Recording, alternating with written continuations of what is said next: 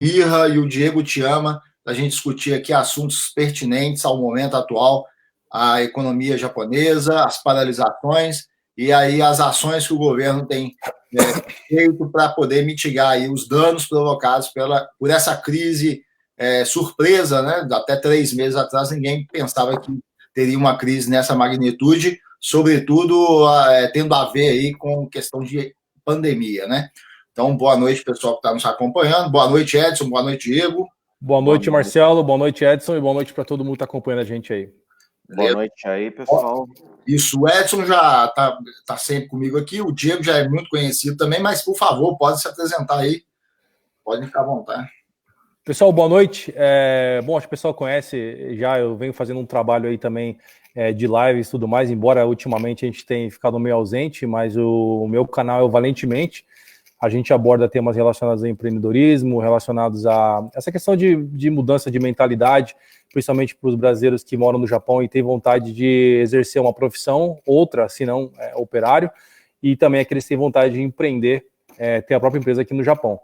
Eu já estou aqui faz algum tempo, conheci o Edson já há mais de 20 anos, estudamos nós dois em escola brasileira, e eu acabei fazendo uma carreira na área de recrutamento executivo aqui em Tóquio e, posteriormente, criei a minha empresa também dentro da mesma área. Beleza, e o Edson? Bom, aqui o pessoal já está acostumado já a me ver, né? Ontem mesmo a gente estava aí presente, né? Mas sou um dos colaboradores da página, né? Investidor no Japão, e sempre aí, a cada 15 dias, estou aí discutindo com o Marcelo os assuntos do momento, né?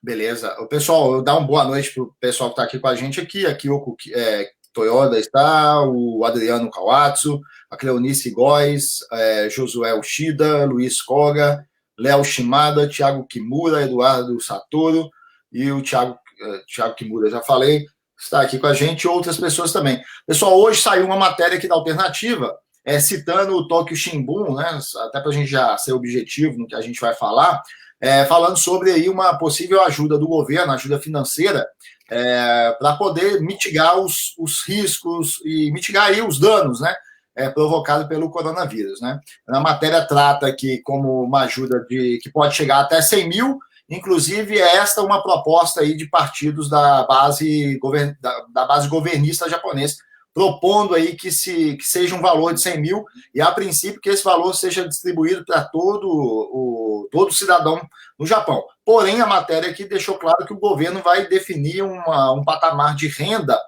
talvez familiar, talvez individual, para poder essas pessoas terem acesso a essa ajuda, a esse estímulo, né? E ainda não está definido, né? Nem o valor certo da ajuda e nem o patamar, quais são os critérios para que as pessoas possam receber esse tipo de ajuda. O ministro das Finanças, o Taro Asso, que foi já diplomata no Brasil, por exemplo, ele já ficou 1 ano lá, morando no Brasil, conhece um pouco da realidade brasileira, ele é ministro das Finanças e ele é homem forte dentro do governo Abe, e ele propôs que a ajuda fosse encaminhada não em dinheiro em espécie, alegando aquilo que a gente também sempre comenta, que o japonês, né, a população, no modo geral, vai estar guardando dinheiro. Ele propôs isso em forma de vale-compra, né, uma forma de diretamente atender aí tanto a situação da população como a questão da economia, do comércio, né. Aí eu queria saber a opinião de vocês aí em relação a esse tipo de ajuda, se são a favor, são contra. Eu acredito que na situação aí atual, né, devido aí até a própria conjuntura econômica que está atualmente, né, de você ter um juros baixos no Japão já historicamente, né, por um período longo, e com a questão aí da crise global, né, um descasamento global aí financeiro e econômico, é uma atitude que os principais economias do mundo vão adotar, né, que é conhecida como a política do dinheiro por helicóptero, né? Então, essa distribuição aí, eu sou a favor, né, em casos extremos como esse, né, mas não a todo momento, né, que já seria um assistencialismo muito invasivo, né? Então, nesse caso atual, né, definido algumas regras, né, e critérios, é válido, não deixa de ser uma prática boa, né? Que o governo japonês ele tem alguns mecanismos, talvez até pela própria situação do Japão, né? Suscetível a desastres e assim por diante, tem aí uma resposta rápida, né? E o mais importante é que tem um consenso, né? Quando chega a um veredito, aquele consenso acaba sendo válido, né? Sim. Eu acho que o governo japonês, na verdade, outros países do mundo aí, vem baixando taxa de juros e tudo mais. O Japão já está no limite da sua taxa de juros, né? Basicamente tendo taxa negativa de juros há alguns anos. Não tem como eles abaixarem isso ainda mais, então é claro que o governo se vê forçado a incentivar de alguma forma o consumo, né? Agora o que a gente está vendo é realmente uma retração no consumo, justamente porque houve todo esse alarmismo aí, todo esse medo relacionado ao coronavírus. Então é claro que o governo precisa tomar alguma atitude para poder, de alguma forma, fomentar o consumo e fazer com que as empresas, principalmente das áreas mais afetadas, a gente vê aí as áreas de transporte, né, de turismo e tudo mais, foram fortemente afetadas. E muitas empresas, eu tenho um cliente meu que é JTB, que é uma das maiores agências de turismo aí do Japão. O diretor da empresa me disse que durante os últimos 2 meses, mais de 50 empresas pequenas de turismo, agências, procuraram eles querendo vender o negócio, justamente porque eles estavam sentindo essa queda drástica aí nas vendas, né? Então acho que o governo realmente vem meio que numa atitude até mesmo desesperada, né, tentando fomentar o consumo, e até mesmo o fato que o Marcelo mencionou de distribuir isso daí em forma de ticket ao invés de distribuir dinheiro em si, é porque o japonês é o povo mais poupador do mundo, né? Então, se você der o dinheiro em cash, realmente as pessoas não vão gastar, elas vão poupar ainda mais, né? E o Japão é conhecido por ter a maior reserva de pessoas físicas do mundo, né? Então, o maior número de poupadores estão aqui. E agora, nesse momento, que a gente precisa realmente que a economia volte a rodar para que as empresas possam continuar operando e o governo não precise, mais para frente, intervir de forma ainda mais agressiva. Agora estão intervindo no consumo das pessoas físicas. Agora, se começar uma quebradeira, vão ter que intervir nas empresas, aí o custo é muito maior. Certo. Eu tenho a compreensão, assim, que esse tipo de ajuda, pelo menos dentro do que o Taruaço propôs, que era em forma de vale, eu acho que faz mais sentido, né? E eu não vejo, talvez aí, eu não sei a opinião de vocês em relação a isso aí, se esbarra em política esquerdista, por exemplo, né? Particularmente, eu vejo que uma assistência pontual como essa aí, estabelecendo patamares de renda para poder a pessoa ter acesso a esse tipo de situação. E sendo de forma objetiva para estimular o consumo e, ao mesmo tempo, garantir subsistência, eu não vejo assim como uma afronta, digamos assim, a princípios liberais, né? Porque dentro do pressuposto liberal é dever do Estado proteger, sobretudo, só proteger o cidadão no que diz respeito a patrimônio, a liberdade e a vida, né? E uma ajuda como essa, no meu entender, é uma forma de proteger o patrimônio também do cidadão, assim como proteger a vida, né? Garantindo, assim, pelo menos o mínimo de subsistência. Eu não acredito que seja uma ajuda que outro conceito da escola mais liberal, né, que é o Estado intervir nas preferências temporais das pessoas, instigando elas a gastarem, a contraírem crédito, não é o tipo de ajuda, não é essa, né, é um tipo de ajuda mais pontual mesmo, e ao mesmo tempo que vai socorrer a população, o público consumidor, que necessita de recursos para poder se manter aí diante de eventuais problemas que pode acontecer mais grave, é uma forma também de proporcionar que o pequeno comércio ele possa estar, pequeno comércio ou a cadeia de produção no geral possa estar sendo, de certa forma, aquecida aí. Eu acho que o momento em si, ele foi muito pontual, justamente porque o Japão já vem aí de trimestres de recessão, já, se eu não me engano, 2, 3 trimestres já registrando aí um PIB negativo, né?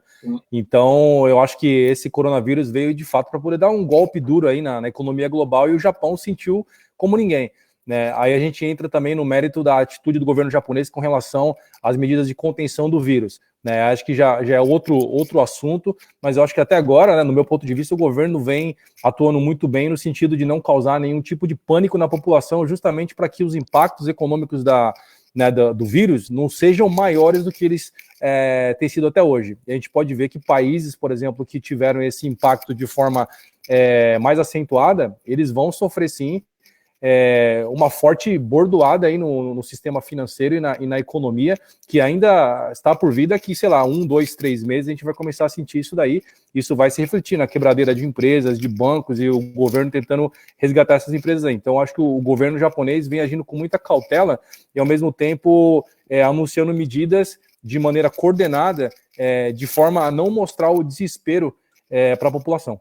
E isso reflete na realidade que a gente vê hoje, né? Eu trabalho, venho para o escritório ainda, pode ver hoje, tá praticamente vazio aqui o escritório, quase ninguém tem uma menininha trabalhando comigo aqui ainda, mas o pessoal tem a opção de trabalhar de casa, tem a opção de vir trabalhar no escritório.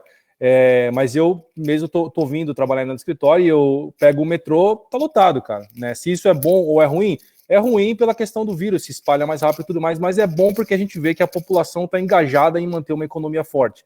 Né? Isso só foi possível porque o governo soube lidar muito bem com essa questão. Só um momento aí. Pessoal, nós temos bastante audiência aqui, 73 pessoas nos assistindo. Muito obrigado aí pela presença de vocês. Acredito muita gente aqui que segue já o Valentemente, com o Diego. Muito obrigado novamente aí, Diego, pela presença, que ajuda a trazer o grande público, né? Eu peço ao pessoal também que para comentar as impressões de vocês em relação a esse tipo de... o que o governo tem feito, qual é a impressão que vocês estão tendo e em relação também à situação aí de emprego, como está a situação na fábrica onde vocês trabalham, ou no segmento da economia que vocês atuam, né? Se está tendo... a demanda continua a mesma, reduziu. Coloque aí nos comentários, por favor. Edson. Então, acho que o Diego ele salientou bastantes coisas assim, que são importantes, né? Primeiro, a prioridade de proteger internamente aqui o Japão, né? Seja tanto pelo vírus quanto pela parte econômica, né? Porque existem efeitos colaterais nas duas vertentes, né? Se você não tomar medidas adequadas com a prevenção do vírus em si, o efeito colateral é danoso, que a gente vê em situações caóticas, né, no sistema de saúde. E, em contrapartida, né, a parte econômica, se começar a ocorrer um efeito dominó, o custo, né, não é o custo em si somente financeiro, né, mas o dano, tanto psicológico, né, e emocional, o impacto na vida das pessoas não é algo que passa em 1, 2 meses, né, são anos até você se reestruturar de novo, né, uma pessoa que perde o emprego ou acaba se enrolando, né, em dívidas e assim por diante. Então tem que, no Japão, né, eu acredito que desde o começo, né, por mais que foi o país que na verdade mais me preocupava, porque existia um fluxo muito grande de turismo de chineses, e o Japão não proibiu logo de início que ela não sei nem se chegou a proibir, não sei bem como foi assim a ordem cronológica dos eventos. Demorou bastante para poder proibir. Demorou muito. Então, mesmo assim, conseguiu manter, né, o controle da situação, né, e fazer intervenções cirúrgicas, né, dentro dessa crise, né, desse evento, que acabou tendo esses resultados aí que a gente já consegue observar. Nós não estamos livres de um pico, né, de epidemia, né? Isso aí não significa que nós estamos livres, mas que até então as medidas tomadas foram corretas, né? Certo.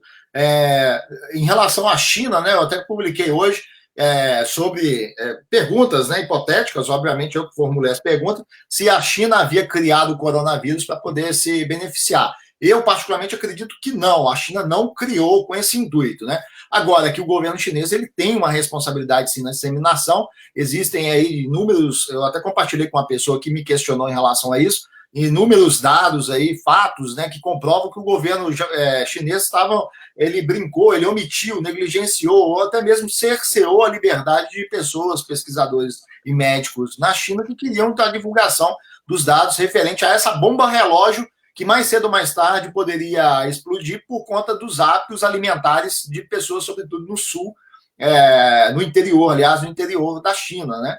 Então é uma situação. E eu acredito que, sim, o regime chinês ele tem responsabilidade, não acredito que ele criou, mas tem a responsabilidade, sim, pela disseminação. Não toda a responsabilidade, obviamente, aí depois depende da soberania e cuidados de cada nação, né, para se defender, para se proteger. Pode também a despeito do que a China vem a sofrer no curto prazo, com a desaceleração mais grave da economia, ou até mesmo com o PIB negativo, né, o inédito PIB negativo depois de muitos anos, eu acredito que também ela pode se beneficiar, sim, em relação a esse momento atual aí, sobretudo numa eventual mudança aí na economia, no pódio da economia, né, como uma maior economia aí. Ela pode até se beneficiar aí no curto prazo, nos próximos cinco anos, por exemplo, aí, em termos de economia a curto prazo. Né? Eu acho que essas epidemias, assim, é meio difícil você colocar um culpado, né? A questão principal é que ano que vem pode ser outra, daqui 3 anos pode ser outra, entendeu? Vão ocorrer eventos como esse. Agora, como cada nação, né, soberana se opõe, né, frente a esse desafio, que é o que importa, né? Então, para quem não fez a lição de casa, né, que faça agora, né? Porque a gente vê que situações caóticas acabam em 15 dias aí ocorrendo, né? Então, vai depender muito aí também não acredito que a China seja culpada, né? Agora, tem uma culpa parcial, né? Em relação à responsabilidade, ter alertado bem antes. É uma culpa parcial, né? Mas a demora de resposta, né? De prevenção, né? Isso aí já não é algo que ela consegue impor em nenhum lugar do mundo, né? Então fica meio que nessa base aí, né? O que eu vejo muita gente falando, na verdade, é com relação, como é que a China faria isso daí com a sua própria economia, né? Reduzir agora, vai ter um PIB negativo, vai crescer menos. Agora, é fácil você sentir a dor de crescer 3% ao ano quando o mundo inteiro está crescendo menos 3, menos 5. Né? A China vem mantendo o crescimento acima de 6% já, sei lá, na última década, perdoa se eu estiver errado aí, né, Marcelo? Mas eu acho que já faz muito tempo que eles estão no crescimento superior a 6%, o que é muito superior a qualquer outra nação do mundo. Né? Então, quer dizer, depois de todo esse tempo, você ter um ano em que você cresce aí menos de 6% e você dizer que isso é um prejuízo para a economia, não, quer dizer que o mundo inteiro está quebrado e você está cheio de dinheiro ainda. Né? Então, eu acho que a gente vê uma retração no PIB da China depois de tudo isso que vem acontecendo, onde o mundo inteiro vai precisar de recursos aí acumulados ou mesmo contrair dívidas para poder simplesmente manter a economia. É difícil de você não acreditar que eles vão se beneficiar de alguma forma com essa retomada da economia global que vai acontecer talvez daqui 6 meses ou até mesmo um ano. Né? Eles vão com certeza liderar esse processo. Em literaturas mais especializadas sobre China, dão conta de uma mudança que o governo chinês quer fazer. Ele, nos últimos 30 anos, ele surfou bastante, aí, impulsionou aí, o crescimento chinês pautado nas exportações, e de uns anos para cá, o governo chinês, o regime comunista ainda, né, que domina a economia, partido único, ele quer direcionar os esforços para um aquecimento interno. Né? Dito isso, a gente tem que levar em consideração também que é um período que, para quem tem um propósito assim de aquecimento interno de sua própria economia, voltar a olhar um pouco mais internamente, aí você tem o lance aí de estar... pode ser até meio clichê, né, que muita gente fala que a China aproveitou para comprar as coisas a preço de banana, mas é justamente nesse ponto que ela também pode aproveitar, né? Hoje eu acho que não existe um país mais bem posicionado dentro da atual conjuntura global econômica do que a própria China. Né? Quer dizer, é um país que, como você disse, foi negligente com relação à forma de contenção inicial da propagação do vírus. Foi um país que conseguiu se livrar do problema, como eles mesmos estão divulgando para o mundo inteiro aí, depois aí de 3, 4 meses, coisa que é praticamente impossível você imaginar a Itália alcançando esses números, por exemplo.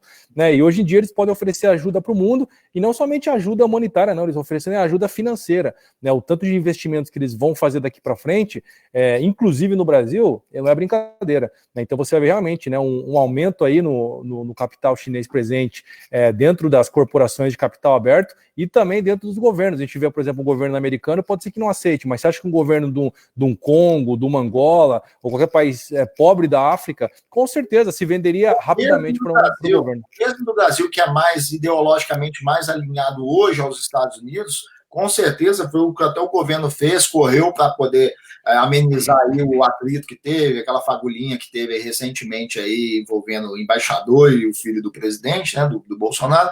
Então, o Brasil também fica muito na dependência da China, né? Eu sei que a China, ela investe hoje, a gente estava até comentando na live ontem, é o maior venture capital do mundo, né? O governo chinês, não é nem o Vision Fund SoftBank. Da SoftBank, é o governo chinês, ele impulsiona, ele conta também com os braços privados do governo, das grandes empresas de tecnologia. Aí, nesse ponto, eu queria até te perguntar, Diego, você que trabalha na área, você acha que, sim, o Japão, ele peca? Porque eu já escutei recentemente um pronunciamento, uma palestra do Masayoshi Son, onde ele justamente critica essa postura do Japão, que perdeu toda essa vanguarda aí no desenvolvimento tecnológico, e ele exaltou o papel da China, das empresas chinesas, não do governo, obviamente, mas das empresas chinesas no diz respeito a isso. E eu tenho para mim que o governo japonês, nesse afã de tentar aquecer a economia via estímulo do Banco Central do Japão, tentando fazer com que o japonês comece a consumir, elevando a inflação do Japão, aquela coisa toda, se ele não está sendo negligente com essa, digamos, essa corrida em prol da corrida tecnológica, no desenvolvimento de inteligência artificial, aquela coisa que a gente cresceu, pelo menos o pessoal que está aqui comigo, eu acredito todos vocês, quando falava tecnologia, a primeira coisa que vinha na nossa mente era Japão. E hoje em dia já mudou, já quebrou esse paradigma. A tecnologia hoje está na mão dos chineses e rivalizando com os americanos. Mas os chineses, dado o crescimento que tem tido aí nos últimos anos, ele tem se despontado nessa questão. E você acha que o governo japonês ele peca por não estimular uma indústria, não estimular também a entrada de estrangeiros com mais força para desenvolver essa indústria aqui no Japão?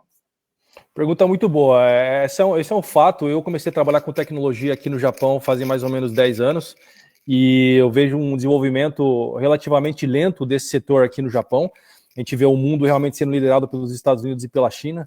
Nos Estados Unidos você vê um envolvimento muito grande do venture capital, né, do realmente de fundos de capital de risco, fazendo aportes bilionários aí nas empresas. Não é à toa que você vê as grandes startups do mundo aí, como, né, Uber, Lyft, WeWork e tantas outras, são startups americanas, justamente porque a gente tem um mercado que é totalmente propenso ao risco e não averso a ele, né?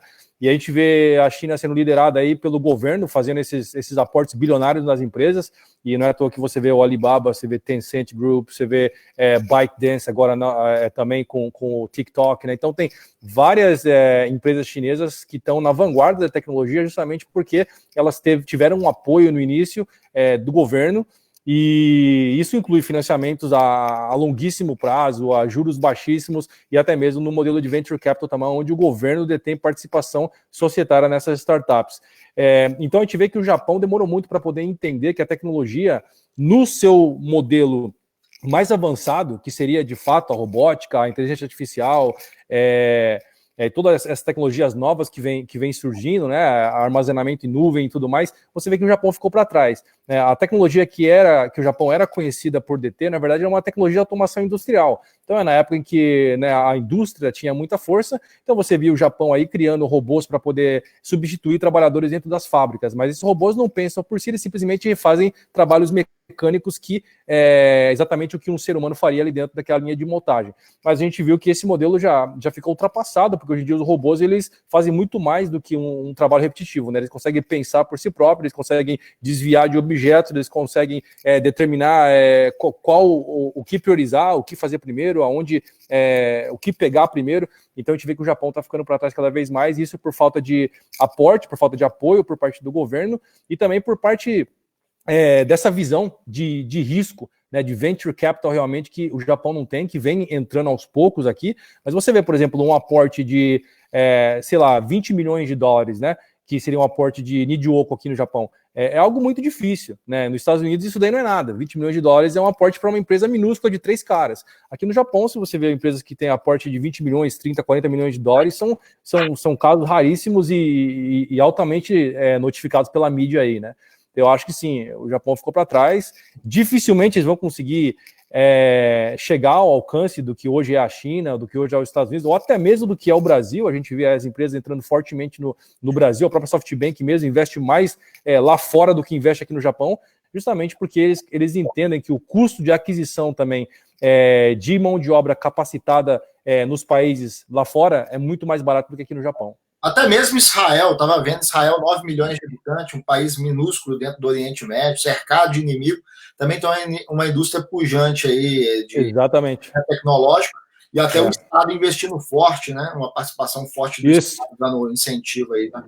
Israel virou um polo de segurança, né? Cybersecurity e tudo que tem a ver com segurança da tecnologia da informação. Israel hoje em dia está na vanguarda. É um país, como você disse, né? Um país pequenininho, mas está tendo um investimento massivo aí do governo, com linhas de crédito infinitas, e o governo realmente tendo participação ativa no board dessas empresas para poder ajudar eles a expandirem seus negócios internacionalmente. Então você vê as empresas israelenses com presença bem forte aqui no Japão também. E, por outro lado, você vê que as empresas japonesas vêm perdendo em inovação, né? O Rakuten, por exemplo, é uma empresa gigantesca, mas ela não consegue sair do Japão. Foi para o Brasil, tentou um pouquinho lá, não conseguiu, não deu certo. Você vê Mercari foi para a Inglaterra, tentou um pouquinho, não deu certo. Por quê? Justamente porque as empresas precisam ir por si próprias. Elas não têm um hub de especialistas que falam para elas, ó, lá fora a gente vai te dar total apoio para você poder crescer, né? Então, realmente, elas contratam alguém que diz ter experiência naquele país e coloca esse cara para tentar desvendar o mercado, investem uma fortuna lá fora e acaba não dando certo, porque a cultura japonesa de consumo e de negócio é totalmente diferente do resto do mundo, né? Então acho que realmente falta não somente investimento financeiro, mas falta também essa infraestrutura por parte do governo e por parte dos fundos de venture capital para poder possibilitar que essas empresas japonesas consigam se adaptar ao ambiente de negócio externo. Se não me engano, é só antes do Edson falar aí, é um caso histórico, né? O Japão era muito fechado, né? Até era Meiji, né? Até a vinda do Commodore Perry, né? Eu acho que era o nome do militar americano que forçou o Japão a abrir os seus portos, né? Então, de repente, está precisando, assim, em analogia a isso, precisando de um movimento mais intensivo do próprio japonês acordar, assim como foi lá na época da modernização, da era que o imperador entendeu isso, acabou com aquele lance de shogunato, né, que amarrava o Japão, Sim. E está precisando do Japão ter esse choque novamente aí, se quiser crescer, se quiser desenvolver, que senão vai cair aí, vai ser passado aí por Índia, passado por alguns outros países emergentes aí. Um exemplo muito claro é que o Brasil tem muito mais unicórnios do que o Japão, né? É. Então você vê, o Brasil hoje em dia tá aí realmente em destaque na América Latina aí com, não sei se são 8 ou 9 unicórnios aí, o Japão tem bem poucos, né? Você pode dizer aí, Mercari, não são muitos, né?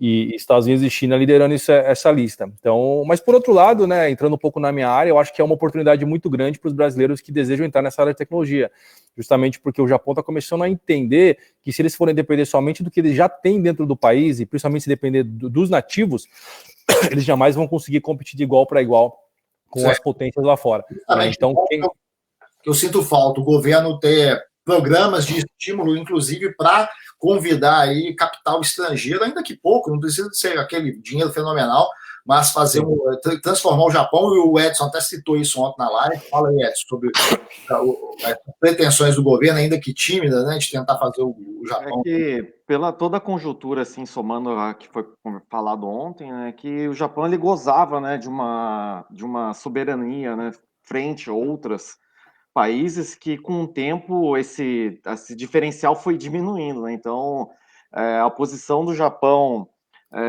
como soberano, como uma tecnologia de ponta, é um lugar que ninguém poderia um dia sonhar em alcançar, né?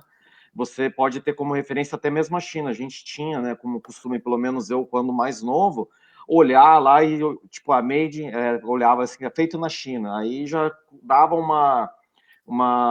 valor menor, né, para aquele produto devido à qualidade que não ia estar dentro daquele padrão, né, japonês em si, sempre colocado acima, né? Só que indústria, tipo, tá sinceramente igual para igual, né? Você pode ter acesso a produtos bons da China tanto quanto produtos japoneses, né? Então não tem aquela fidelidade à marca japonesa como antigamente. Essa mudança o Japão ficou para trás, né, digamos, de forma bem resumida, né?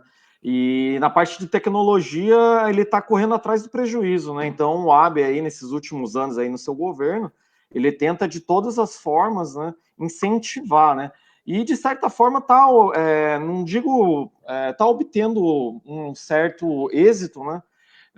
porque a gente vê uma indústria pujante, né, em Tóquio, né, ou até mesmo pro lado de Kyushu, na parte aí de financeira e IT, né? Então, são medidas, mas para correr atrás, né, do prejuízo, né? Não que está sendo ali puxando o vagão, né? A gente tem outros países que estão bem à frente, né? E que podem aí ficar nessa posição aí por um longo período, né? Então tem que prestar atenção nisso aí, né? Como diz o Bolsonaro, essa questão do Japão, essa questão do Japão, na verdade, né, historicamente falando, o Japão sempre foi conhecido pela qualidade, né?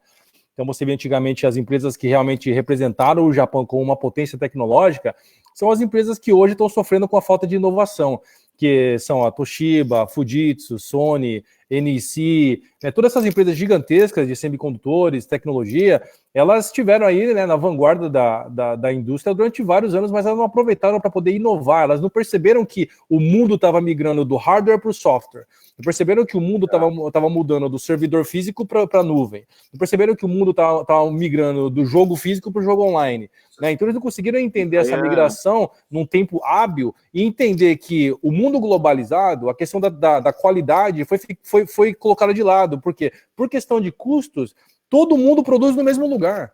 Então, quer dizer, antigamente o Japão tinha essa questão de ser um país muito conhecido pela qualidade. Hoje em dia todo mundo produz na China. Então a China consegue fazer a qualidade top do Japão, consegue fazer a qualidade mais ou menos de um país da Europa e consegue fazer uma qualidade ruim pra caramba, que eles fazem muito bem lá também, né? Então depende muito do quê? De quem tá comprando. Entendeu? Então eu acho que o Japão se perdeu muito nisso daí. Eles focaram demais na capacidade produtiva que eles têm e deixaram de entender que, na verdade, o capital intelectual é o que levaria eles para o próximo nível. Né? Esse ponto aí do hardware e do software é bem pontual, né? Porque hoje em dia a gente depende cada vez menos, né, de um aparelho robusto ou de uma... Exatamente. Para rodar um game, né, por exemplo. Não tá nada no hardware mais. Hoje em dia, tudo nuvem e tipo, tecnologia, no caso aí, é a conexão também, né? Então... Mesmo o computador. Antigamente você ia comprar um computador, a primeira pergunta que você fazia é quanto tem de HD? Era a primeira pergunta. O cara falava, pô, tem 500 GB, 1 tera, 2 teras, caramba, é bom então. Hoje em dia você só quer saber quanto que tem no RAM, memória RAM, entendeu? Por quê? Quão rápido ele consegue processar as informações. Sim. Porque você não vai armazenar nada no seu HD, você vai armazenar tudo na nuvem. Entendeu? Tanto que você vê a Amazon bombando, muita gente pensa, pô, a Amazon faz muito dinheiro com a venda de e-commerce, produtos. Não, a Amazon faz muita grana com tudo. O AWS, que é a divisão deles de nuvem, da cloud, cara, é tão lucrativa ou mais lucrativa do que a própria e-commerce. Vocês acham que o modelo, a cultura corporativa japonesa, ela ajudou a ficar nesse cenário? Porque aqui a gente vê que nas empresas, aí a gente pode pegar a mesma realidade da maioria dos brasileiros, em termos de observação, né, de conhecimento empírico, que é a linha de produção das empresas. A gente percebe-se aqui que entre os japoneses, pelo menos entre os contratados diretos, tem uma estabilidade de emprego no setor privado que é equivalente a nível de funcionalismo público brasileiro, que o cara não pode ser mandado embora, ele não vai ser mandado embora, então ele fica ali, como ele não vai ser mandado embora mesmo, ele não precisa de apresentar ideias inovadoras, né? Não tem esse estímulo para ele, ainda que empregado, empreender dentro da empresa, em termos de conseguir melhorar de cargo, né? De ter melhorias. Aí eu vejo um aspecto assim que esbarra um pouco até na questão do Carlos Ghosn, que, segundo a tese dele, ele foi, digamos, ele foi sabotado por essa cúpula, essa elite estagnada da Nissan, né, que contra esse processo de inovação que ele estava querendo propor para a companhia. Aí vocês acham que, de forma geral, é isso mesmo que acontece no Japão? Os japoneses passaram aí durante muitos anos se consolidaram nos seus respectivos empregos, emprego garantido, não tem necessidade, não precisa, não conta com a meritocracia, digamos assim, então não tem necessidade de desenvolver e, ao mesmo tempo, para se proteger, não permitir que o desenvolvimento aí aconteça. Você quer falar, Edson? Eu tenho uma opinião muito, muito definida com relação a isso daí. Eu acredito que, assim, só pela dependência, assim, né, até do hardware, só voltando um pouco atrás da história, né, O próprio setor automobilístico, assim, né? Se você for pegar para, assim, analisar, né? O Japão tem uma dependência muito grande dessa indústria, né? E se um dia aparecer uma tecnologia que seja, não digo nem tecnologia, né? Mas algum produto que substitua a necessidade, né? Do transporte como nós conhecemos, o Japão vai penar, né? Então tem que ver de uma forma um pouco mais ampla, né?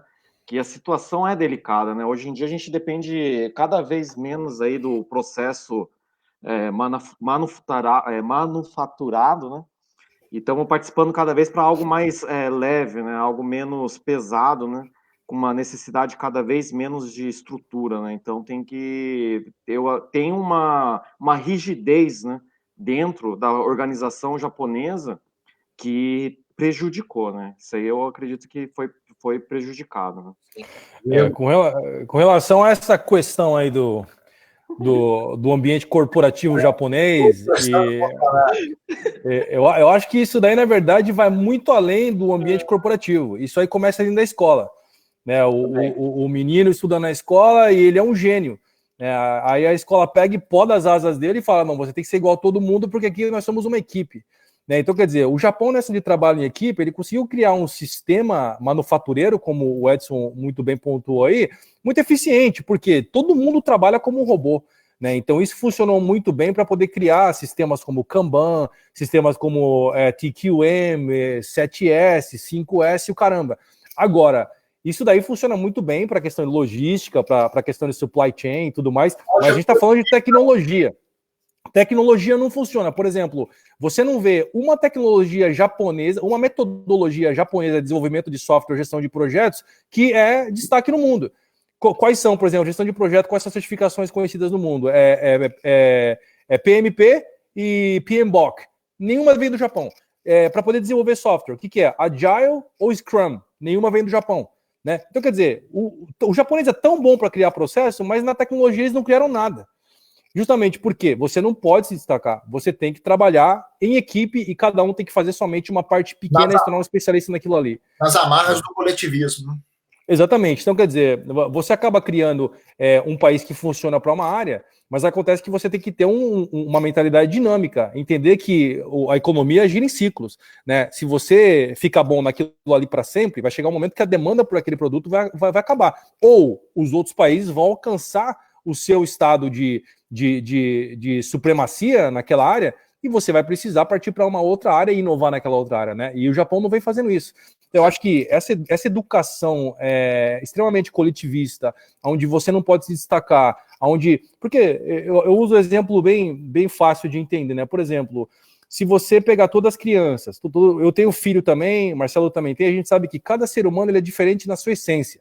Né? Cada um é diferente. Por exemplo, eu sou um cara que eu não gosto muito de ficar fazendo cálculo e tudo mais. Eu gosto mais de falar, de vender, de me comunicar. Então, por exemplo, se você der um teste para mim de matemática complexa, igual a gente tem no MBA lá, por exemplo, cara, você vai fazer esse teste muito mais rápido do que eu e vai se dar muito melhor do que eu.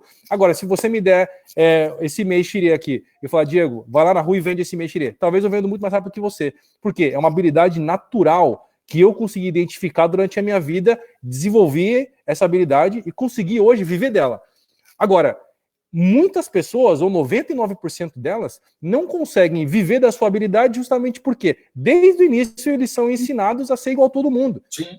E a escola diz para você que você precisa fazer aquilo que é comum, que todo mundo faz, né? Sim. Então, por isso que eu falo, o ideal seria que o sistema educacional, principalmente aqui no Japão, você vai numa floresta, aí você faz uma competição e fala, vamos ver quem que escala essa árvore primeiro. Aí você coloca lá um golfinho, um macaco e um hipopótamo. Quem que vai ganhar, cara? É claro que o macaco vai subir a árvore muito mais rápido, né? É a mesma coisa, você joga eles na água e fala pro macaco, tem que chegar até o outro lado lá. Quem que chega primeiro, o golfinho ou o macaco? É claro que é o golfinho. Então, a gente precisa entender que nem todo ser humano é igual. Né? Embora nós todos tenhamos capacidades e possamos desenvolver nossas habilidades, a gente tem naturalmente a tendência a uma habilidade específica. Né? E isso é algo que o governo, que o sistema pós-guerra educacional japonês tesoura 100%. Então eu falo isso por experiência própria. Aqui no meu escritório, a gente tem 7 new grads, pessoas que se formaram e vieram trabalhar comigo. Cara, eles são diamantes.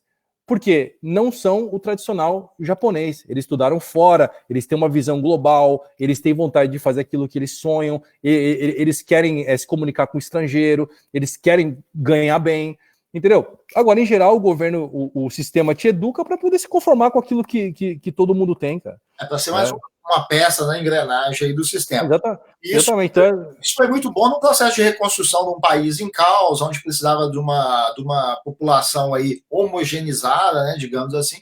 Mas hoje a realidade hoje necessita de um pouco mais de individualismo, necessita mais de meritocracia, né?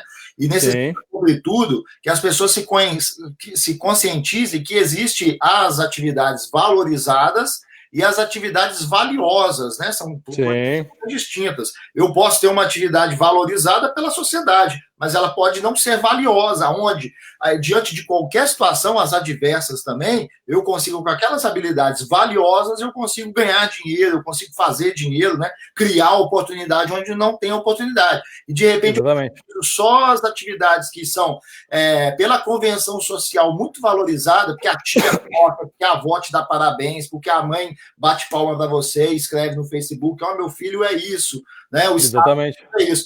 Então, é valorizada, mas não são valiosas, né? A gente pode fazer uma live sobre esse sistema, é muito rico aí. Exatamente, né? Você tem que ver se você quer prestigiar os seus pais, né? Ou se você quer ser feliz, né, cara?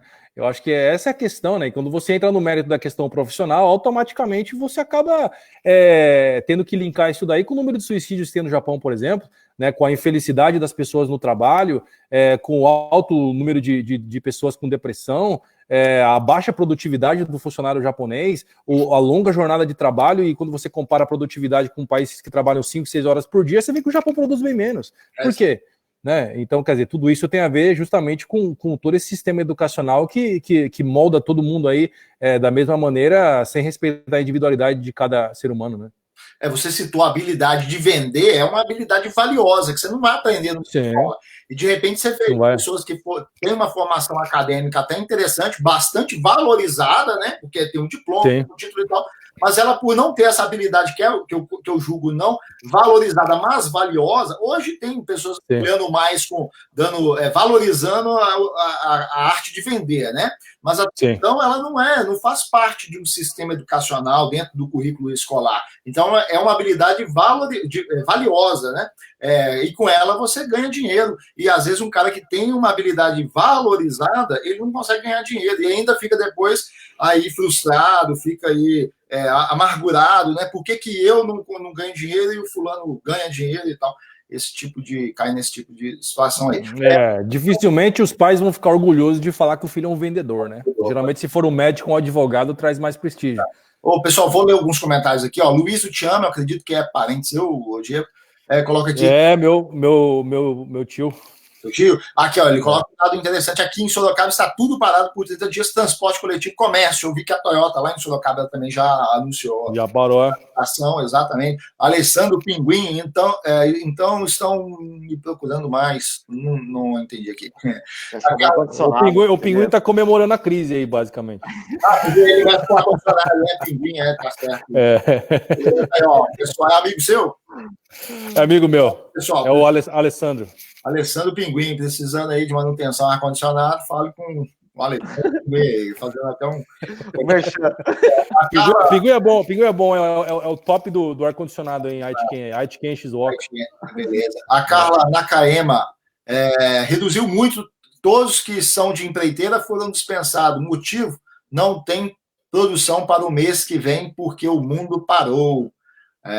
Situação. Vocês querem comentar aí rapidamente sobre essa questão da paralisação, já que a gente teve 2 comentários sobre o Edson, né? O Edson está mais por dentro aí dessa questão. Eu acho que é uma consequência aí que não tem como você não esperar isso, né? Seria basicamente a resposta. E eu acho que ninguém está preparado para uma crise. A gente não sabe uma recessão, não tem nem uma recessão em si, né? A gente não sabe quando ela vai acontecer, qual será o fator. Né?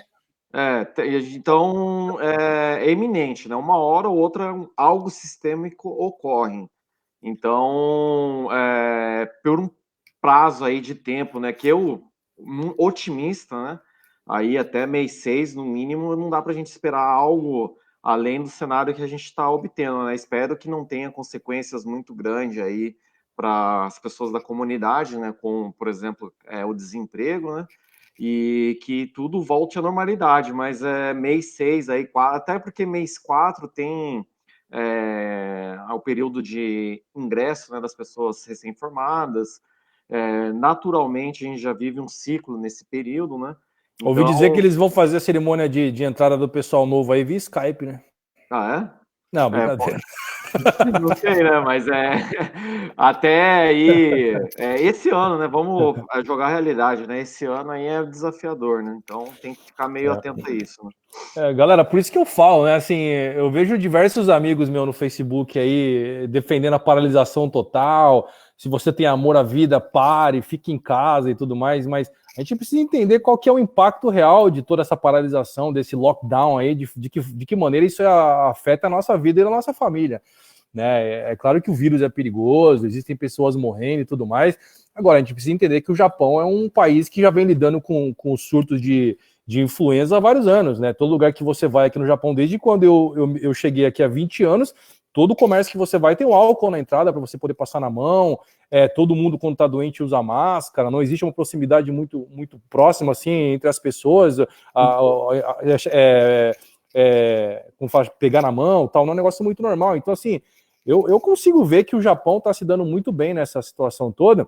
É claro que existe sim a possibilidade de um overshoot que eles estão falando aí, de você ter aí um pico de contaminação por alguns motivos. Então eu defendo sim que deve existir uma precaução, né, por parte das pessoas, mas agora um lockdown, né, uma paralisação total das atividades econômicas no país iria prejudicar sem nenhuma demagogia. Primeiramente os brasileiros aqui no Japão, que são terceirizados na indústria automotiva. Ou seja, a indústria automotiva é uma indústria que vive cheia de altos e baixos, depende totalmente da exportação, né? A gente vê o mundo inteiro parado, ou seja, não tem para onde o Japão vender nada, então é claro que eles têm que parar a produção aqui. Aí você tem um monte de funcionários que são efetivos, que têm bônus, que têm um contrato vitalício com a empresa. E você tem ali milhares de terceirizados que têm um contrato de 3 meses. Você vai fazer o quê? Você vai mandar embora os seus efetivos e pagar, sei lá, 6, 7 meses para eles de compensação, mais Taishokukin, ou você vai simplesmente não renovar o contrato dos terceirizados? Isso é uma lógica. Então, a gente aqui no Japão está totalmente vulnerável a qualquer tipo de situação como essa. Então, eu, particularmente, eu não sou do time que defende o lockdown, não sou do time que defende uma paralisação total, embora também tenha família, embora também tenha amigos que têm mais idade, mas eu prefiro que eles fiquem em casa tranquilos, né, os velhinhos se cuidando e tudo mais, e que os jovens, dentro do possível, né, que estão fora dessa categoria de risco, continuem produzindo, de alguma maneira. A vantagem aqui do Japão é que a população não fica esperando a ordem de governo, né? Você vê que aqui no Japão não tem esse lance que igual tem no Brasil, das pessoas que conversam com as pessoas, elas falam, no tempo de fulano que era bom, que a gente comprou isso, comprou aquilo. Ou seja, as pessoas têm aquela mania de associar um sucesso patrimonial, financeiro que teve, a governos, né? Que no Japão é muito descolado.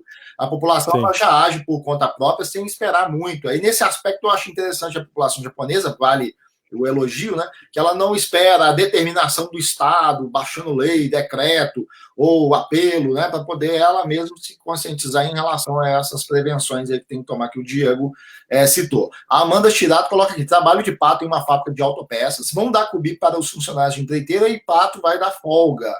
Né?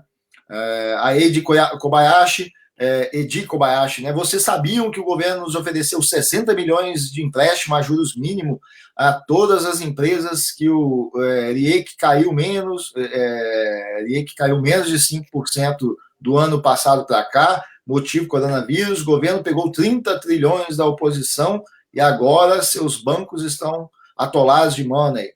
Então, empresta para nós, devemos a eles por 30 anos, e a economia gira e o governo abre se fortalece.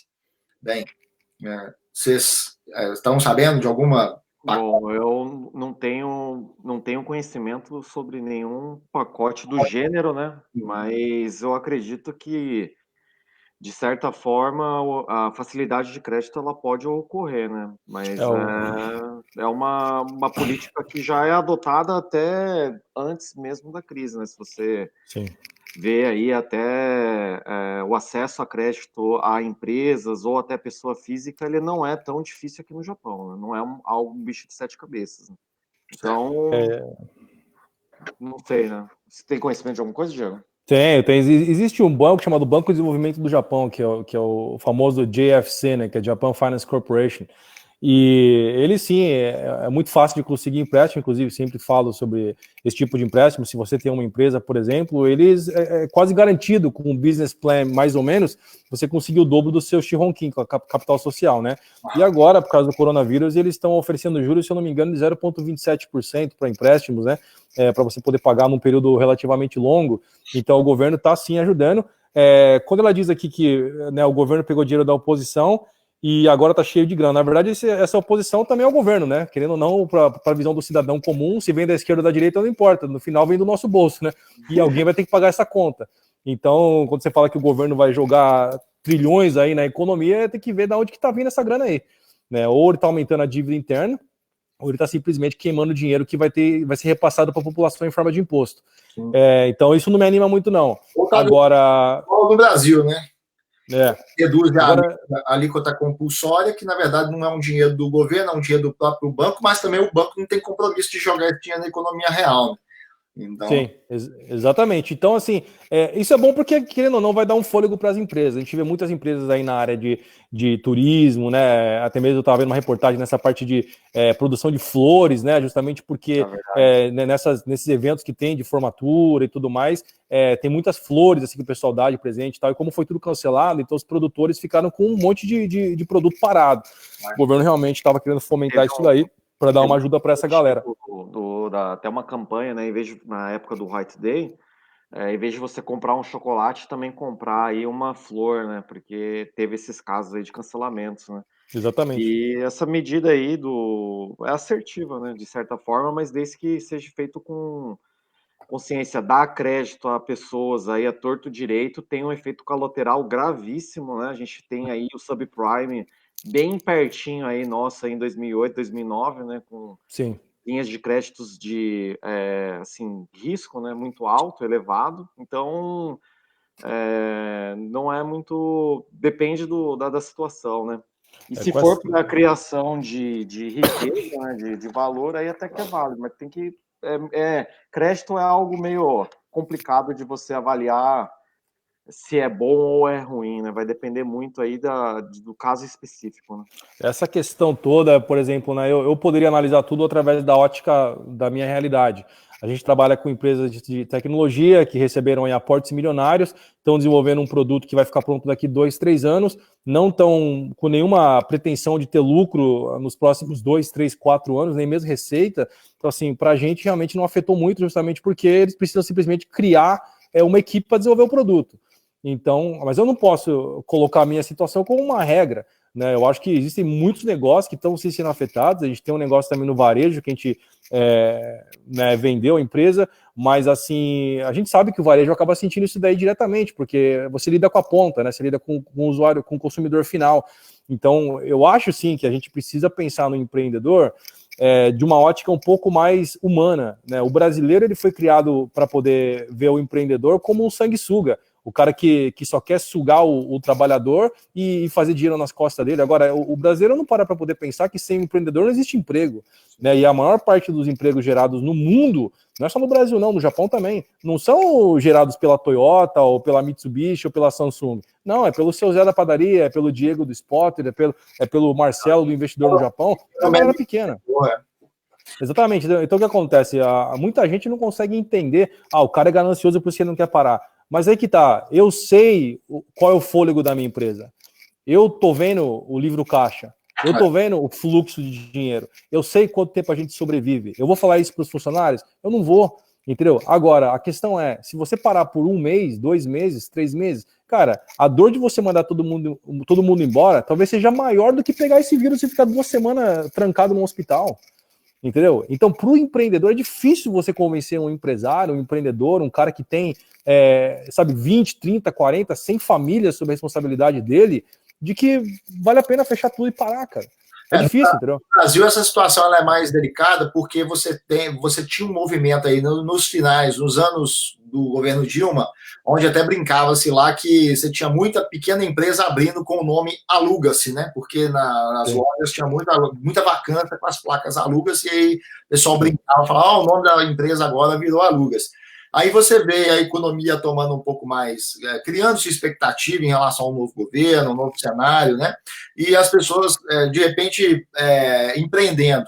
E agora vem uma crise como essa aí, afetando geral, né? O que eu observo no Brasil, até acompanhando alguns advogados da área de direito imobiliário, que falando sobre praticamente uma onda de renegociação que se tem no Brasil, né? Por exemplo, renegociação imobiliária de aluguéis de todos os setores, desde o shopping aos escritórios, a residência, tudo, né? Tudo está sendo feito. Eu estou acompanhando algumas pessoas que estão citando, né, de empresas que estão querendo cancelar, né, esse pagamento por um determinado período ou renegociar, né?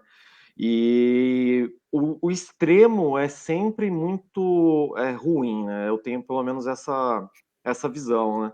Você chegar e parar tudo não tem um resultado positivo, não, né? Isso aí é um resultado que desencadeia problemas que estão muito além do que somente Não que a saúde não importa, é lógico que importa, mas tem que ter um controle, assim, pelo menos um processo, né, de prevenção, né? Primeiro, cada um tem que cuidar de si e do próximo, não somente de você, né?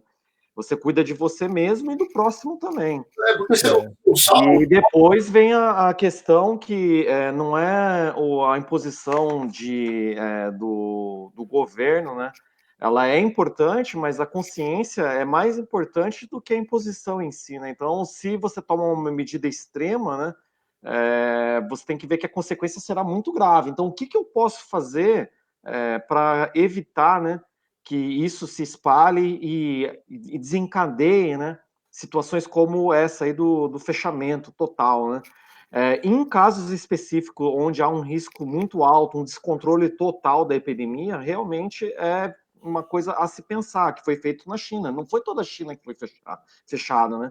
Foi determinadas regiões ali dentro. O restante, cada um teve a opção ali, meio de cada um de tomar qual é o meu procedimento, né?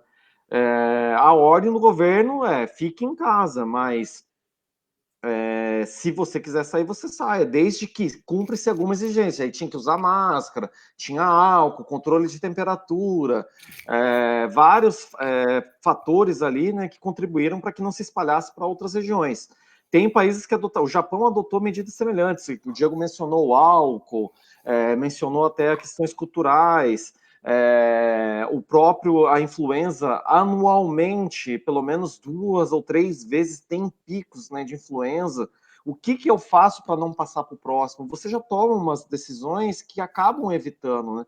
Então, são medidas, né, que não acho correto também o fechamento total, porque o Brasil é um país continental, cara. Você pega aí cidades que o coronavírus está chegando engatinhando lá ainda, nem passou perto de lá e, pum, simplesmente acabou, fechou tudo e já era.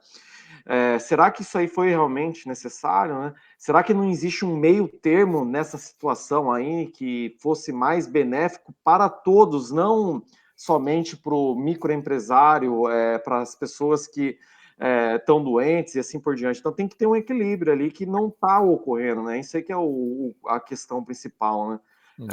Não tem como ser positivo, cara. Isso aí vai ser desastroso. Eu acho que tudo tem que ser feito de maneira, assim, claro que não tem como você planejar nada num momento de crise como esse, mas pelo menos de maneira um pouco estratégica. Você pegar um carro a 200 por hora em sexta marcha e jogar a primeira marcha do nada, você vai estourar o motor do carro, cara. Você vai destruir o carro, é perigoso você morrer ainda, vai bater. Então, assim, a mesma coisa a economia. O Brasil estava aí numa pegada boa, o Japão, né? Você vê o mundo inteiro estava aí numa ascensão, a gente vê todos os índices aí, incluindo o Ibovespa, né, cara? SP500, Topix, tudo mais aí, batendo recorde, e do nada se vê um lockdown e tudo despencando, e esse medo. Pô, a gente entende que existe, né, os cuidados a serem tomados. Agora, eu vejo que a maior parte dos governos tomaram essa decisão justamente por pressão populacional, cara. né? Isso realmente é o povo com medo, botando pressão nos políticos, todo mundo quer se reeleger, todo mundo quer se manter no poder, acaba fazendo isso daí, né? Agora, isso aí não beneficia ninguém, né? Essa retomada da economia vai ser algo muito mais lento do que demorou para poder chegar até aqui. Eu vejo um movimento assim, até em grupos, né, de Brasil, onde as pessoas elas estavam querendo, não, tem que parar mesmo, tem que parar, porque estava naquela mentalidade, né? Pô, vai parar, a gente vai ter alguma garantia, a empresa vai ser obrigada a pagar nosso salário, mas isso aí é a expectativa do trabalhador, né? Não é a realidade, o dono de padaria não tem condições de manter salário das pessoas por 4 meses, aí o governo editou uma medida provisória, depois revogou um adendo da medida provisória em relação à redução de salário, suspensão de salário, coisa do tipo.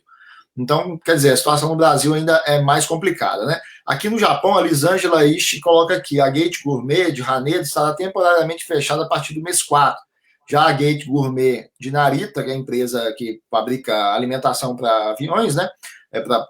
Para passageiros, folga para 90% de seus funcionários a partir dessa semana e possível se estender até mês 5. A situação ligada às companhias aéreas e toda a cadeia relacionada a companhias aéreas, setor de turismo, é um setor que está penalizado, né, por conta dessa situação. Ela coloca também que a Emirates parou com seus voos no Japão. Então, não tem condições de uma companhia viajar igual o Edson mandou a foto do tio dele. Só o tio e a tia num voo.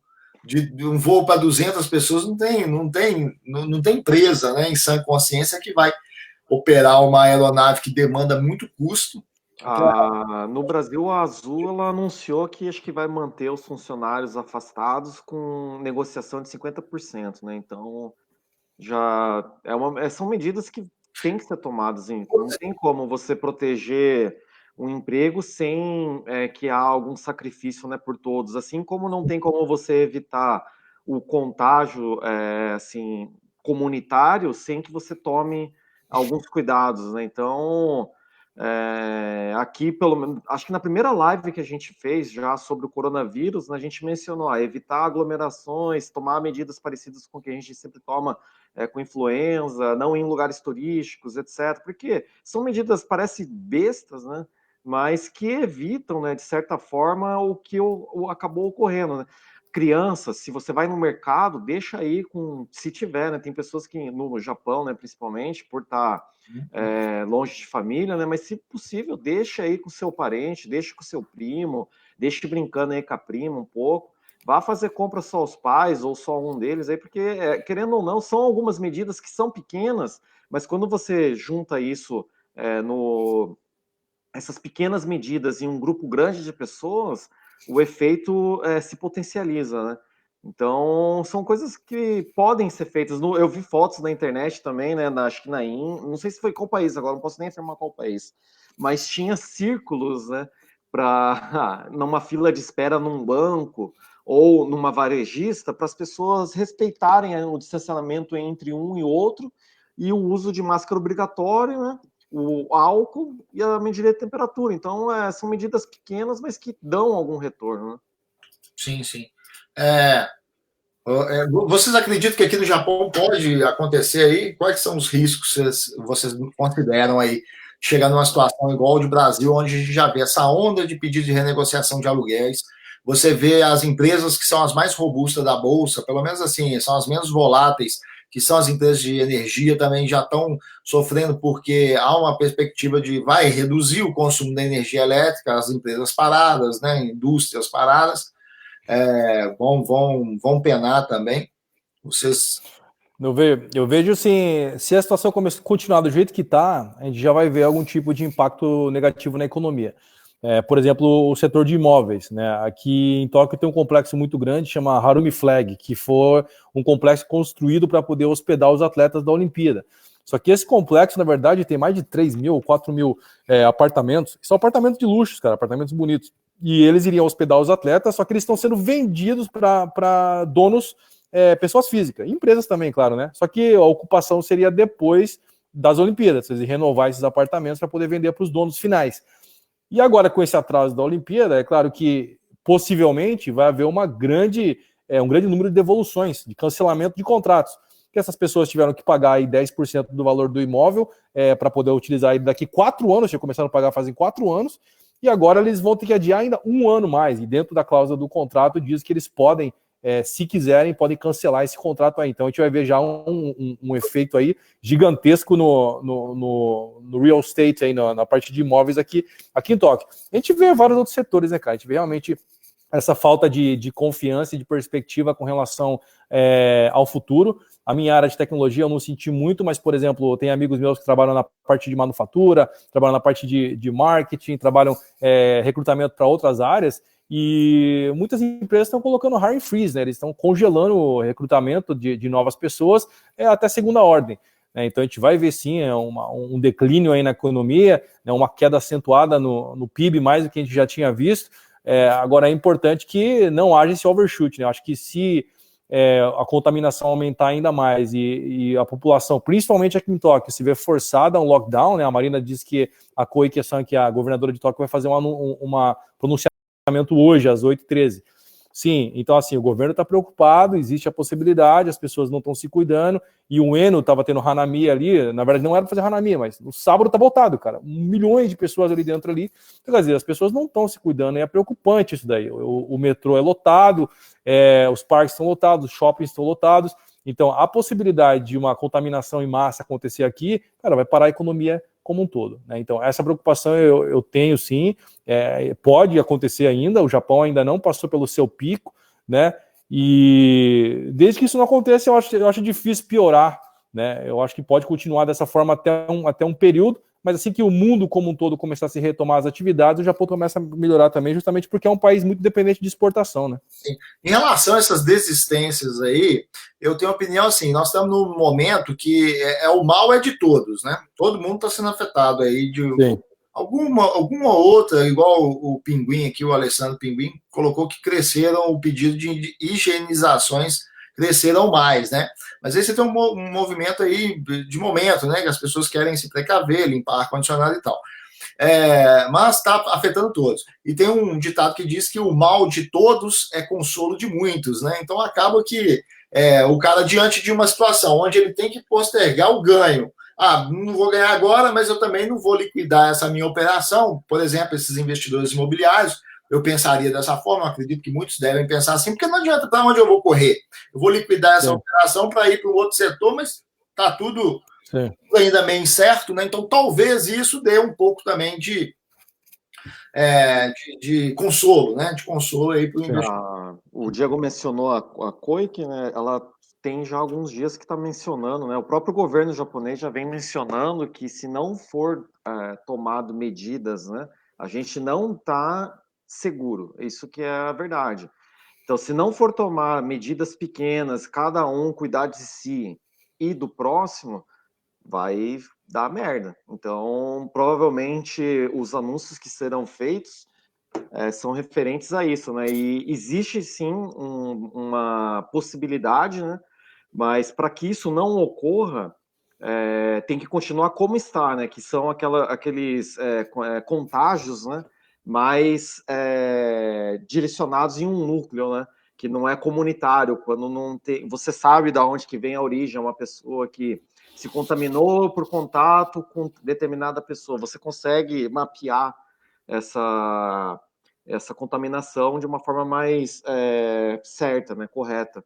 Agora, se ocorrer igual o Eno, a gente viu a foto em um Eno, inclusive tem vídeos circulando na internet como isso fosse normal. Não é normal, né? Tipo, não é uma coisa muito agradável de se ver, né? Sim. Mas esperar aí, porque conforme vá aumentando os casos, ou veja que tem alguma coisa fora de controle, algumas outras medidas serão tomadas, né? Isso aí é certeza. Na verdade, eu vejo que o governo japonês ele vem tomando uma medida muito parecida com o que o governo inglês tinha proposto e acabou depois meio que voltando atrás. Ele vem deixando as pessoas se contaminarem, cara. Essa é a realidade, né? Você vê, o governo não está testando as pessoas da maneira que a Coreia, por exemplo, está fazendo, justamente porque ele vê que não tem necessidade de você simplesmente causar, né, o medo, né? Você causar esse alarmismo na população, que não tem necessidade de tratamento. Então, por que né, você vai se tratar, sendo que você não está tendo... mas aí eu vou contaminar outras pessoas. Cara, muita gente pode estar contaminada já. Talvez uma grande parte da população já foi contaminada.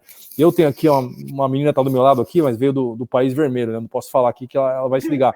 Mas ela veio com febre, 39 graus de febre, aí falou que a menina que mora com ela no mesmo apartamento veio do país vermelho também, fazia um mês. Aí foram no médico, as duas lá do mesmo país, com 39 ponto alguma coisa de febre. A gente quer fazer o teste do coronavírus. Mas você estava em Wuhan durante esse tempo? Não estava. Então não é. Deve ser influenza. Fez teste. Cara do nada estava em Wuhan, então... Então, fez teste de influenza, não deu nada, mandou para casa, cara. Aí ela veio trabalhar depois de uns 3 dias. Ou seja, eu comecei a ter uma tosse do caramba, fiquei uma semana tossindo igual um condenado. Meu filho tossindo, eu falei, caramba, a Aline tossindo. Quer dizer, depois todo mundo começou a tossir aqui no escritório, cara. Foi uma semana de tosse, ninguém faltou, todo mundo trabalhando de boa. Aí não sei, né, cara? O que atendeu mais drama, sobretudo no brasileiro, que eu acho que é muito ligado aí à cultura italiana, né? Tem muito descendente italiano, a questão da Itália, né? Mas a Itália, aí até o ministro da Educação no Brasil, o Mandetta, né? O Luiz Henrique Mandetta, ele pontuou que a Itália, ela tem a população mais idosa e mais acamada da Europa, né? Ou seja, você tem muita gente ali que tem algum tipo de doença e está acamado já há tempos, então esse tipo de população vai ser mais atingida com força mesmo, né? Não é tão o caso da população brasileira, embora a população brasileira tem muita gente sedentária, né? Tem muita... Fora que os caras só comem pizza e pasta, né, cara? Então, o sistema imunológico acaba ficando mais fraco, né? Sim. Pessoal, dá uma lida assim nos comentários aqui, ó. A gente tem alguns comentários aqui, só para a gente já fechar a live também, para não passar muito tempo. Eu preciso ir embora também, né? Tem que pegar o metrô, né? Aí entrar no metrô. Perguntou aqui se alguém comprou o Bitcoin. Não, né? Acredito que não. O Eiji Watanabe coloca aqui, até mesmo nas conversas com colegas japoneses, é muito claro esse tipo de visão. Acredito que seja o tipo de visão que a gente estava debatendo. Na verdade, até mesmo outros brasileiros que viraram Chain, na sua grande maioria, pensam assim. Então, eu creio que ele está se referindo a essa mentalidade do mundo corporativo japonês, né, onde a meritocracia não voga, o cara já atingiu um cargo lá de ser Chain, por exemplo, ele já tem, digamos, emprego garantido, então não preciso de eu me desenvolver mais dentro da empresa, né? O Caio Minoro coloca: a estrutura trabalhista japonesa proporciona uma acomodação, ficar anos em pouco serviço ou até no único serviço fecha a cabeça para novas possibilidades. É isso, também acredito que é isso, eu acredito que o Diego e o Edson também concordam com isso. E o Eiji Watanabe complementa aqui, ao meu ver, esse ponto de educação doutrinada é o que mais me preocupa em relação aos meus filhos. Sempre conversando muito com meu filho para ele entender que deve tentar ser mais fora da caixa, e ele repele muitas vezes esse tipo de pensamento porque não condiz com o que ele ouve de todos na escola. Tem me ajudado muito com ele, pela sua história. O VV, eu acho que é o Valentemente, tem me ajudado muito, então o Diego, no caso, coloca aqui VV, eu acho que é Valentemente, né? É VV mesmo, que o Valentemente é conhecido. VM. Mas ele colocou aqui, tem me ajudado muito com ele pela sua história, e ele está aqui comigo agora vendo. Então o menino está vendo aí a live com a gente. Um abraço aí pro filho do Eiji aí, que você não seja igual todo mundo, cara. Você é único. Exatamente. Rafael Kinoshita, um exemplo fácil, que no Japão jamais um faxineiro se tornaria um ministro da Justiça, Joaquim Barbosa e tal. Você não tem muito essa mobilidade aí, né? O cara vai estudar depois, né? Na terceira idade o cara retorna para estudar, e daí ele não tem isso, a coisa é meio padronizada aqui. Assim. O Japão ainda é dividido em casta, né, cara? Como se fosse a Índia ainda. Querendo ou não, se você não se formou na Tokyo Daigaku, Waseda, Keio, você dificilmente vai entrar numa empresa e ter um cargo de prestígio, entendeu? Igual muitas vezes os pais têm aquela visão de que, o meu sonho é que meu filho se forme em faculdade japonesa e tudo mais. Cara, o que você mais vê é estrangeiros formando escola japonesa, virando um japonês com cara de estrangeiro, não sendo aceito pela sociedade, tendo que trabalhar para poder ganhar 200 mil por mês, trabalhando até 10 da noite, entendeu? Então a gente não tem que criar nossos filhos para poder ter o conceito de sucesso que o sistema prega. Eles têm que ensinar eles, educar eles para serem felizes. Uma pessoa feliz vai ser muito mais bem sucedida. Foi isso, foi muita expectativa lá atrás, né? Quando os pais pensaram que o filho vai entrar no sistema japonês e pronto, ele vai ter mobilidade social. Não. Seu filho sempre vai ser brasileiro. A maioria replicou o modelo de vida que os pais seguiram. Seu filho pode se naturalizar, pode ter cara de japonês, pode falar japonês igual japonês, pode viver igual japonês, mas ele sempre vai ser estrangeiro, cara. Na essência, a gente é diferente. Entendeu? Agora, ao invés de você querer ser japonês, você tem que alavancar sua brasilidade. Você tem que usar isso a seu favor. Eu não sei vocês, o Edson não tem filho ainda, o Diego tem filho. Eu acredito, eu vi o Diego, eu fui na casa do Diego aí um tempo atrás, vi lá o Ian lá. Vocês não ficam muito querendo japonesar a criança, moldar para que tenha trejeitos japoneses, né? Não. De maneira alguma. Não, de maneira alguma. E eu também não faço questão que ele fale japonês nativo, cara. Ele falando japonês o tanto quanto eu falo é o suficiente. Entendeu? Eu não precisa falar mais que isso. Eu acho meio patético isso aí. Pais que querem anular a brasilidade, né? O nome que você quiser dar aí para a criança, né? Em vez de fortalecer esse sentimento, não, ele é imigrante com muito orgulho, com amor, vai amar a terra que habita, vai prosperar nela, né? Mas não, querendo moldar a criança como se japonês fosse, né? Isso daí você vai ter esse choque aí de realidade. A família constrói toda a japonesicidade na criança, depois ela vai lidar no mundo aí fora, ela vai tomar pau e não sabe. Isso aí é um tema para uma live de 3 horas, cara. A minha opinião sobre os brasileiros aqui no Japão, principalmente os que se formam em faculdade japonesa, ou mesmo os que se formam em faculdade brasileira, escola brasileira, cara, eu tô no núcleo. Entendeu? Eu entrevisto essa galera, eu vejo eles, eu falo com eles, eu sei onde eles trabalham, quanto eles ganham, eu tenho acesso a todas essas informações.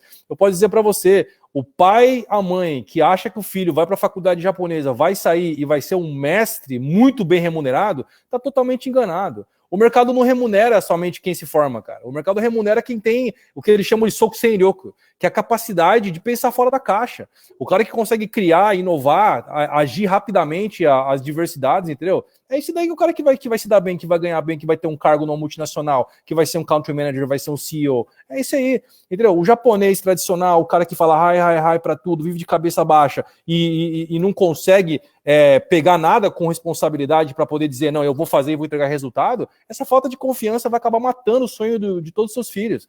Entendeu? Então o que eu digo para as pessoas é o seguinte, a gente pode fazer uma live de 3 horas sobre isso. Eu posso falar categoricamente, sabe, a escola japonesa, no modelo tradicional, da forma que ela é encarada pela sociedade, cara, é uma alejadora de sonhos, entendeu? Então, quer dizer, para você poder conseguir manter os seus filhos no caminho da felicidade e, consequentemente, do sucesso, você precisa dar um contrapeso para aquilo que a escola não está dando, que é o quê? A alegria, a felicidade, a liberdade, a capacidade de sonhar, entendeu? Pô, se ele não sonha na escola, quando chegar em casa, vamos sonhar. Agora, o que eu vejo é o seguinte...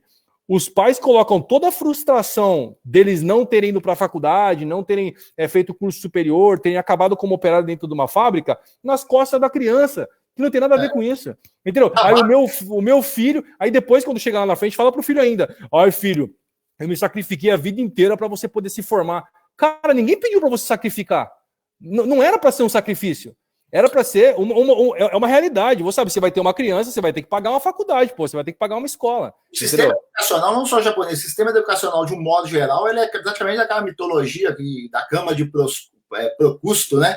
E tinha que se adequar ao tamanho da cama, né? Deitava na cama e tinha que se adequar. Exatamente. Estava na cama e tinha que se adequar ao tamanho da cama. Aí você mencionou aí que os pais, na frustração de não ter cursado um curso superior, quer que os filhos vão a todo custo, Exatamente. E é um peso muito grande na costa da criança, cara. Basta os pais, e por falta de capital cultural, quer compensar toda a falta desse capital em nome da criança, né? Coloca 2 L. Exatamente. 3 Y no nome do pobre coitado. Rose Clayton. Exato. E Stephanie Y, no meio tem outro Y e no final tem outro Y. Nós, como essência, né, por ser brasileiro, a gente tem o privilégio de viver 2 mundos totalmente opostos, né? Então, Exatamente. extraia o melhor de cada um e faça que isso se torne, assim, pelo menos como posso falar, tipo de satisfação pessoal mesmo, assim, de você encarar o mundo com duas percepções, com duas culturas opostas, enfrentando todas essas dificuldades por ser diferente, né? Então, que isso não se torne frustração, né? Que isso se torne uma alavanca, né? Exatamente. Você tem que ter orgulho de ser brasileiro, de ser diferente, de ser alegre, de ter um sotaque engraçado no inglês. Cara, tudo isso é o charme, cara. É isso daí que faz de você uma pessoa diferente, especial. É isso que faz eu se lembrar de você, entendeu? Mas eu lembro uma vez que em conversas que a gente teve já muito antes de operações online, que o Diego comentou, né? Falou assim: os caras tira sarro do meu japonês, né? Aí eu perguntei, e você, quantas línguas você sabe falar? Pô, você sabe falar mal e o inglês, né? Porque americano só fala inglês. Exatamente. Então, nós, assim, a gente, não que isso importa, mas a gente vive numa diversidade cultural muito grande, vivemos inseridos dentro de uma cultura, Ásia em si, qualquer país da Ásia que você for, é diferente. Você vai para a Coreia uma, você vai para a China é outra, e a gente tem o privilégio de conviver com essas pessoas também aqui de uma forma não tão direta, mas indiretamente tem ali a possibilidade de observar isso. Então, transforma isso numa alavanca. É um tema... A gente pode marcar uma live sobre esse tema aí, educação dos filhos no Japão, que eu acho que é um tema interessante. Tem muita gente aqui embaixo. Esse é um tema que eu venho já há muito tempo defendendo, né, vendo a realidade do brasileiro aqui no Japão. Eu estou aqui já há 22 anos, né, eu cresci aqui no Japão, bem como o Edson. Eu vi os dois lados, eu vi pais que criaram os filhos totalmente dentro do sistema japonês, e eu vi quais foram os resultados que eles obtiveram. Eu vi pais que criaram os filhos dentro do sistema brasileiro. Eu vi pais que simplesmente disseram para os filhos que o melhor caminho era trabalhar na fábrica, porque a fábrica paga mais do que o médico no Brasil. Então, assim, eu vi quais foram os que tiveram os melhores resultados, e eu vi que muitas das vezes também o pai tem uma influência limitada no futuro do filho. Então, enquanto você tem essa influência ainda, enquanto ele está debaixo do seu teto, ele ouve o que você fala, ele depende de você financeiramente, eu acho que esse é o momento em que o pai tem que criar no filho essa capacidade de sonhar e de chegar às possibilidades aqui no Japão, não os limites que existem por ele ser um estrangeiro, mas as oportunidades que existem por ele ser um estrangeiro, né? E muitas das vezes, igual eu li no livro uma vez, a gente não pode viver de acordo com as nossas limitações, a gente tem que viver de acordo com as nossas possibilidades. E o que acontece é que muitos pais já educam o filho para ele poder viver dentro das limitações que existem no sistema japonês e que é ainda maior para um estrangeiro. Você não precisa viver dentro desse sistema, né? Existem N oportunidades para você poder conseguir dar a volta por cima e conseguir se dar até mesmo melhor que o japonês, né? O estrangeiro aqui em Tóquio, em geral, ganha muito bem, mesmo sem falar japonês. Então, quer dizer, às vezes a realidade que você vive hoje, que você está inserida, seja diferente. Não quer dizer que você seja uma árvore e precisa ficar plantado aí onde você está para sempre, né? Você pode pegar o Shinkansen e vir para cá, não tem problema. Eu até coloquei um post hoje, né? Um post que eu já tinha postado uma outra vez também, sobre a questão dos pais que, quando vão contrair o financiamento imobiliário, eles pensam, né? Vem com essa desculpa. Eu já ouvi isso muito, né? Eu vou pegar a casa e vou financiar porque é um investimento para os meus filhos, fica para ele. Aí, dando com que os filhos vão dar continuidade no pagamento da mesma, ou seja, de forma alguma. Num pensamento de querer amarrar a criança, o filho, né, futuramente adulto aí, ao seu padrão de vida. Não, deixa o menino livre aí. Não, exatamente. Os pais têm que interiorar para os filhos e não ficar aí querendo amarrar a vida dos filhos. Né? Os pais têm que parar com esse pensamento retrógrado de achar que eles estão fazendo um sacrifício pelos filhos, cara. Isso não faz sentido. Ninguém obrigou você a ter uma criança. Quando você vai lá e se programa para ter uma criança no processo natural que a gente conhece, você sabe que quando ela chegar no mundo, ela vai depender 100% de você. Então não adianta você fazer um filho sem preparo e depois ficar jogando na costa da criança o fato de você estar abrindo mão de muita coisa que você gostaria de fazer e não faz por causa da criança. Não, é uma opção que você faz na vida. Né? Então, se você vai gastar 100 mil com educação por mês, ou 200 mil, ou 300 mil, ou 1 milhão, cara, isso daí você tem que fazer sem sentir como se fosse um sacrifício. É um investimento que você faz no futuro do seu filho. Agora, por que você faz isso? Porque você ama aquela pessoa, cara. Não tem outro motivo. Entendeu? Você não pode esperar um retorno. Eu vou investir no meu filho porque lá na frente ele vai me ajudar. Ele pode não te ajudar, mas você fez sua parte como pai. Entendeu? E isso é algo que você faz sem uma contrapartida. Você não faz esperando algo em troca. Ou o filho atinge uma idade maior, onde ele já consegue trabalhar, ter uma renda, e os pais contando com a renda do pobre, né? Exatamente, cara. Onde o menino, se for no sentido ainda de pegar, de ensinar ele a administrar aquele dinheiro, a guardar, a poupar, investir, né? Dá um sentido pro dinheiro. Exatamente. Mas no sentido de contar com a finança da criança, do jovem, né? Para poder patrocinar uma vida descontrolada no lar, né? Uma vida sempre na pindaíba, né?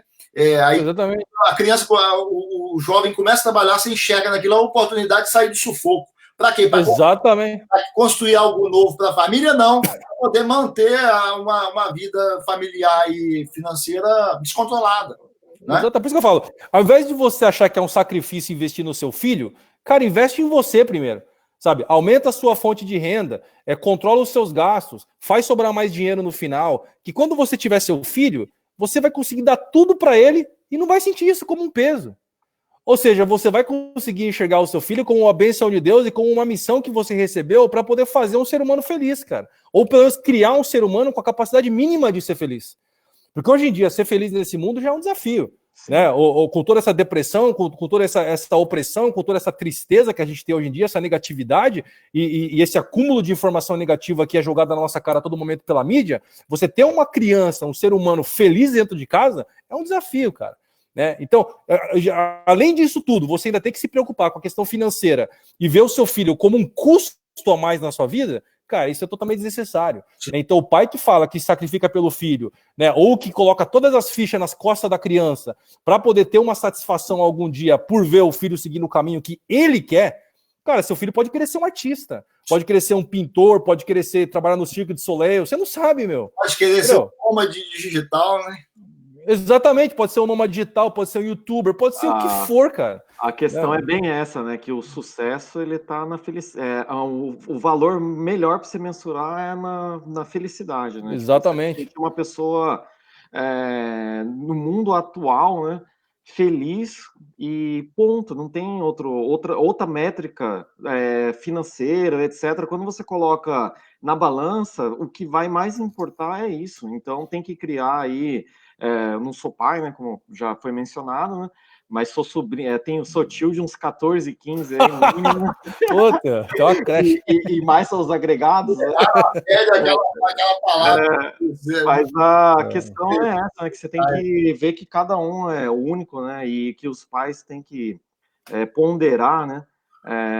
Principalmente as expectativas que criam em cima. Sim, totalmente. É uma projeção, né? Totalmente. Que está fora da realidade do ser que ali convive, né? Então tem que tomar cuidado para não sufocar. Né? Sim, então... perfeito, cara. Cada ser humano é único. Essa é a lógica, sabe? Não existe um segredo do sucesso, mesmo porque sucesso é felicidade, cara. Sabe? E as pessoas às vezes não entendem isso. A mãe quer que o filho seja médico. O cara vira um médico, infeliz, vive uma vida infeliz, tem que trabalhar de madrugada no plantão. Pô, imagina a vida que esse cara vai ter, meu. Aí, ganha bem. Mas quem falou que o cara queria ganhar bem? Algum dia você perguntou para ele se ele precisa de 10, 15, 20 mil reais por mês? É o que eu falei para você. No início, quando a criança é pequenininha, meu filho vai ser isso, vai ser aquilo outro, nós vamos juntar. Eu já vi, cansei de ver isso aí. Nós vamos juntar o Kodomo TAT dele e vamos colocar ele na faculdade, porque nós não tivemos... Puta merda. Aí, para que faculdade? Não, ele vai ser médico, ele vai ser isso. Aí vai fazendo os outros, de quanto que é para manter isso tudo. Aí vai descendo. Aí a criança vai chegando terminando o fundamental. O que ele vai fazer? Ele vai fazer uma universidade ali que o governo dá uma ajuda e que não é lá grande coisa, resumido. Aí, por fim, o menino não está fazendo faculdade de nada, está justamente atendendo aí a demanda da família, trabalhando com o pai e a mãe para bancar os custos de uma casa que não tem uma estrutura financeira aí adequada para o descuido dos próprios pais. Né? Eu vou contar uma história. Esse tempo atrás, faz um tempo, já faz uns 2 anos, um pai me mandou uma mensagem e falou: meu filho está em Tóquio e ele está trabalhando muito e ele não está muito feliz no trabalho que ele está fazendo agora. Aí não tem como você encontrar ele, ver se tem alguma coisa melhor? Eu falei, não, tem sim, encontrei o cara no meu escritório. Inclusive, ele não conseguia sair do trabalho antes das 6. Eu encontrei ele, acho que era quase 8 da noite. Fiquei esperando, encontrei o menino. Pô, conversando, cara, o jovem não olhava no meu olho, falava muito baixinho, não falava português direito, não falava japonês igual nativo, falava fluente, mas você via que a questão mais polida que você usa para negócios não tinha esse conhecimento. Por quê? Ele estudou numa faculdade japonesa, o tempo todo no sistema japonês, foi trabalhar numa empresa, colocaram ele num cargo totalmente baixo, onde ele não tem acesso à conversa com clientes, então ele só falava ali com o pessoal interno mesmo, não precisava usar Keigo para nada, né? Então ele não desenvolveu essas habilidades, ganhava 220 mil por mês, morava num apartamento de 98 mil por mês, não sobrava nada na mão para ele no final, e ele trabalhava todo dia até no mínimo 8 horas da noite, cara, não estava se desenvolvendo, não estava crescendo, fazendo um trabalho, mesmo dentro do escritório, um trabalho totalmente sem importância, sem relevância dentro da empresa, só que esse cara não tinha como eu ajudar ele, Marcelo. Sim. Porque ele não tinha o brilho no olho. Ele estava fazendo algo que ele não gostava, ele se formou numa faculdade que ele não tinha interesse, justamente porque o pai e a mãe falou para ele, a gente sacrificou a vida inteira aqui para você poder seguir esse caminho, então agora você precisa dar orgulho pra gente. Aí ele falou para mim, cara, eu não tô fazendo aquilo que eu gosto, eu me formei e tudo, mas agora eu não sei o que vai ser do meu futuro. Agora, como é que eu vou dar uma palavra de consolo para um jovem desse que não tem o brilho no olho e que não sabe falar português direito, cara, e fala o japonês mais ou menos, não tem experiência, e jamais vai conseguir, por exemplo, pela falta de confiança que ele foi criado, jamais vai conseguir entrar numa startup ou entrar numa multinacional para poder ter uma carreira de sucesso, entendeu? Então, quer dizer, os pais, sem querer, estão criando jovens fadados a ficar em cargos baixos dentro de empresas gigantescas japonesas. Agora, isso não é uma vitória para ninguém, cara. Podia ser uma vitória para você. Quando eu saí da fábrica com 20 anos para poder entrar numa empresa japonesa num cargo baixo, foi uma vitória, porque eu já era um adulto operário que consegui fazer essa migração. Foi uma vitória. Uhum. Agora, o meu filho, eu não quero que ele passe por isso, cara. Entendeu? Eu não quero colocar sobre ele a minha expectativa sobre o que eu acho que é bom. Ainda que eu sei muito mais do que 99% dos brasileiros como funciona o mercado de trabalho. Sim, quero dar para ele a opção de seguir atrás seguir os sonhos dele. Você não vai querer colocar suas expectativas na sua criança, mas de todo modo você vai dar o substrato necessário para que ele se desenvolva da melhor possível, né? Para ele fazer a construção da sua própria personalidade e não simplesmente vestir aí uma personalidade que você ou a Aline gostaram. Exatamente. Agora é que eu falo, ao invés de você determinar o futuro do seu filho, eu acho que é importante você ser o exemplo para ele, cara. Aqui na empresa, ó, depois eu vou mostrar para vocês, tem uma lousa ali, ó, cheio de número ali, aquela lousa ali, aqui também tem outra lousa aqui, você pode ver, cheio de número também. O que é isso aqui, cara? É negócio que eu vou lá e fecho. Eu vou lá e falo pros caras, ó, eu tô fechando tal. Aí na hora de assinar o contrato para poder fechar, eu vou e falo para um dos meus funcionários, ó, vai lá você e fecha esse negócio. Cara, você viu o brilho no olho deles?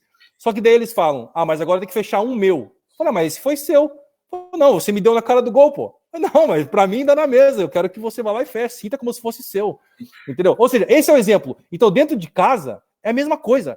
Não adianta eu falar pro meu filho, filho, vai estudar, vai se esforçar, vai fazer isso, vai fazer aquilo, sendo que eu não tô correndo atrás dos meus sonhos, cara. Eu não tô estudando, eu não tô batalhando, eu não tô melhorando de vida, eu não tô aumentando minha receita, eu não tô investindo em nada. Como é que o meu filho vai olhar para mim e falar, pô, meu pai era um coitado que sacrificou a vida inteira dele por causa de mim? Sim. Porra, cara. Não dá. Em tempo oportuno, essa sua experiência que você tem na sua empresa, em tempo oportuno, você pega e transmite esse conhecimento, deixa o seu filho a par de toda essa situação, para ele mesmo possa construir aí a compreensão de mundo pautada no exemplo que vocês estão dando para ele. Exatamente. Eu vou falar para ele, filho, eu vivi essa vida aqui porque foi a vida que eu tive a oportunidade e eu sou feliz assim, sabe? Agora, se você quiser, você pode chegar onde eu cheguei, ou você pode ir além, ou você pode seguir um outro caminho. Agora, o importante é você saber que ninguém vai poder dizer para você que é impossível. O pai estava na fábrica até ontem, como um operário ganhando 1.200 por hora, e agora eu tenho 30 caras aqui que dependem de mim para poder sobreviver, entendeu? Eu consegui, sendo gaijin no Japão, sem falar japonês nativo, você consegue ir muito além. Agora, o importante é isso. E eu vou dizer para ele, se você quiser ser um skatista, beleza, não dá nada. Eu compro o half pipe para você lá, deixa lá na varanda lá, você vai treinar, pô. Agora é importante o cara entender o que é possível, né? A gente tem que fazer uma live sobre esse aspecto aí, de criação de filhos no Japão, construção de identidade própria da criança, personalidade. Isso daí é para a vida, né? Depois você não sabe... Tem muita criança aí que foram 10 na escola japonesa, tiraram as melhores notas, atingiram todas as expectativas sociais, depois estão aí paradas na frente de trem ou se enforcando aí em meio de floresta. Exatamente. Que é uma realidade. Eu acho que esse é um assunto bem pertinente, né? Da gente tratar, marcar até uma outra live aí a gente já vem até mais preparado também, né? Para colocar em pauta aí esses assuntos. O que eu estou vendo aqui, tem muita gente marcando. Muita gente gostou, né? Na live, quando você vê gente marcando o nome das pessoas, é que o assunto, evidentemente, dando tapa na cara do pessoal. Dor de muitos pais ali. O Hudson colocou aqui, o Hudson Maruyama, né, tem um filho de 2 anos. Esse é um assunto que eu e minha esposa conversamos todos os dias. É a preocupação de muita gente, né? Independente, acho que da localidade que você está inserido. Para nós que estamos no Japão, acaba ficando sempre um questionamento, né? Então, você ter casos aí que pode se inspirar, né? E opiniões de você, no caso, já criou, né? O Marcelo e o Diego tá aí iniciando também na empresa aí os seus processos, né? E colocando na vida, no dia, na verdade a vida é assim, né? O jeito que ele faz, né? Sim, então, eu acho que... E o que vivenciou também, né, cara? A gente vem aí de uma geração que não somos os pioneiros, mas fomos um dos primeiros a crescer aqui, né? No Japão, né? Eu acho que hoje em dia já não faz sentido mais, por exemplo, para os pais falarem para o filho que, pô, eu vou me sacrificar por você e tudo mais, justamente porque nós não somos mais, cara, o início da era DKSEG. Ninguém aqui é DKSEG, cara. A gente é imigrante. Eu não sei de vocês, mas eu sei que o Marcelo tem casa própria, o Sage tem casa própria, eu tenho casa própria, apartamento próprio. Cara, eu não vou pro Brasil morar lá tão cedo. Sim, entendeu? A minha vida é aqui, meu filho vai crescer aqui.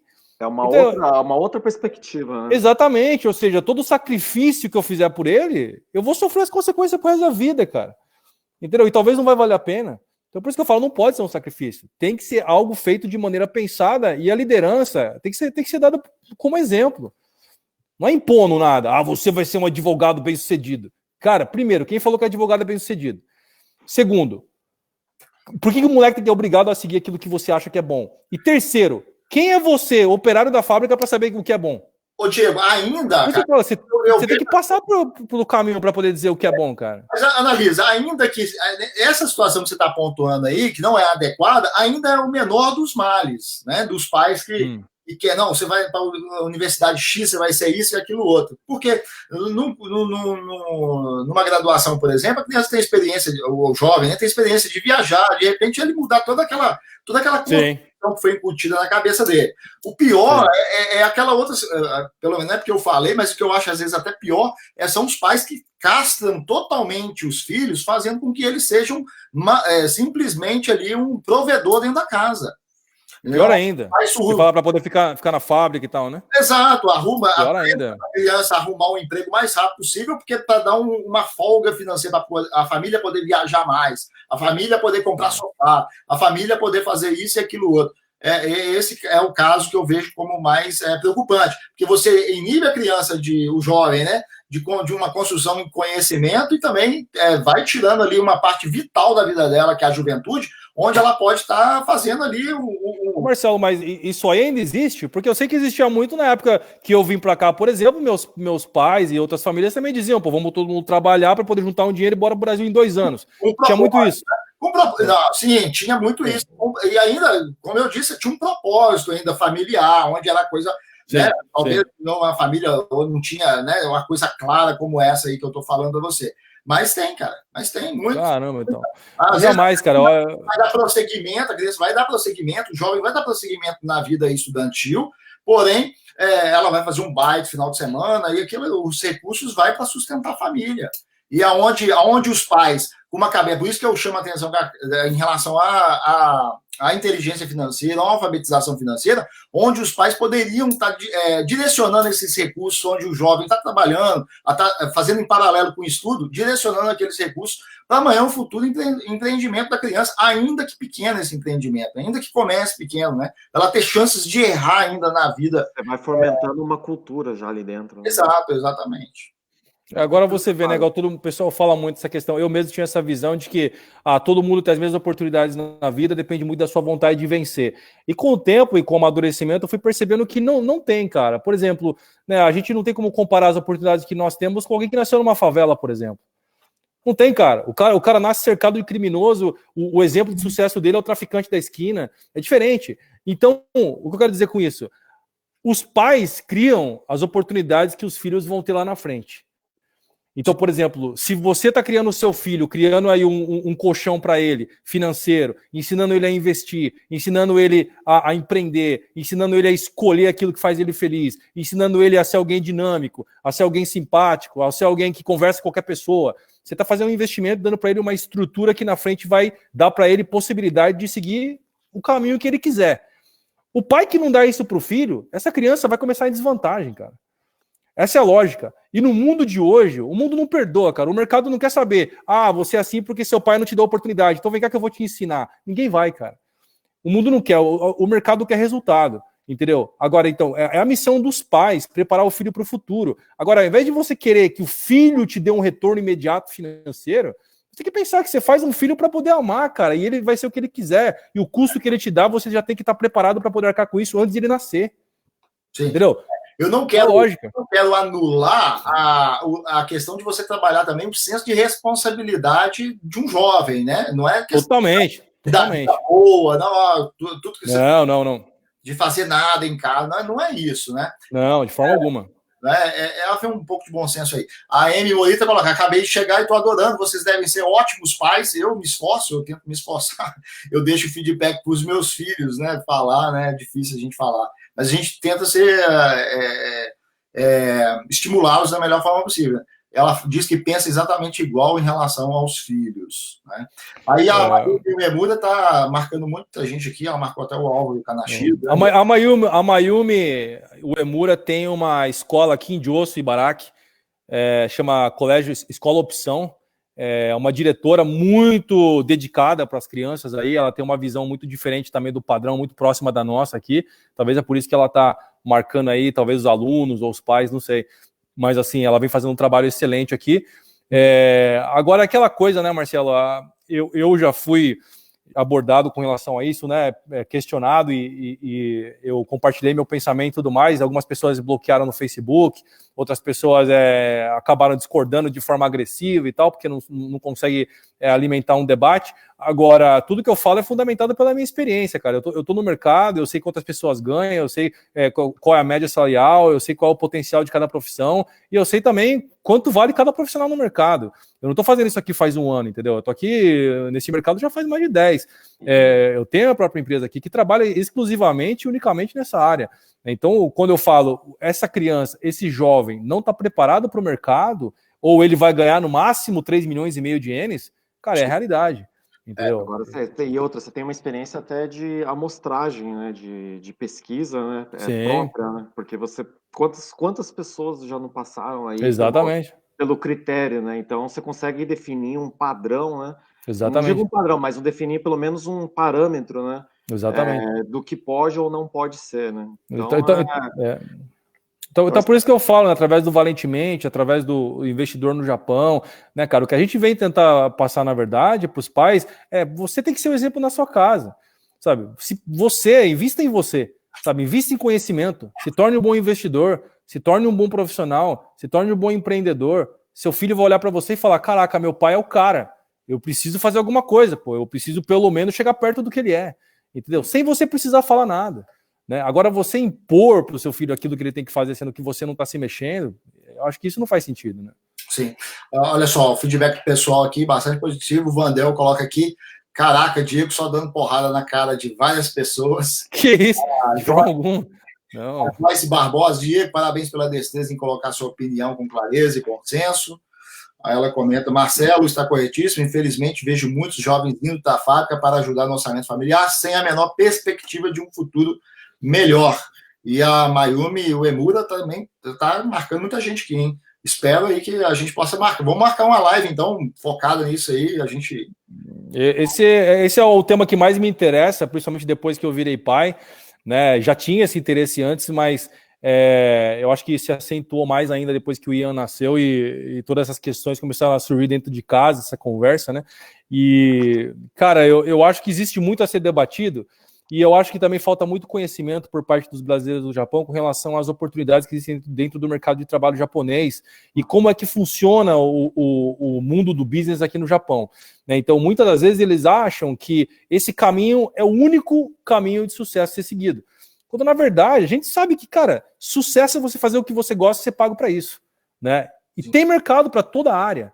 Entendeu? Então, o importante é o quê? Você preparar o jovem, principalmente aqui, ó, na confiança, sabe, nessa flexibilidade, nessa capacidade de se adaptar a diferentes ambientes, nessa capacidade de se comunicar com diferentes tipos de pessoas, nessa capacidade de convencer as pessoas com argumento concreto, sem precisar ficar estressado de bobeira, né? Acho que isso, cara, é o que falta muito.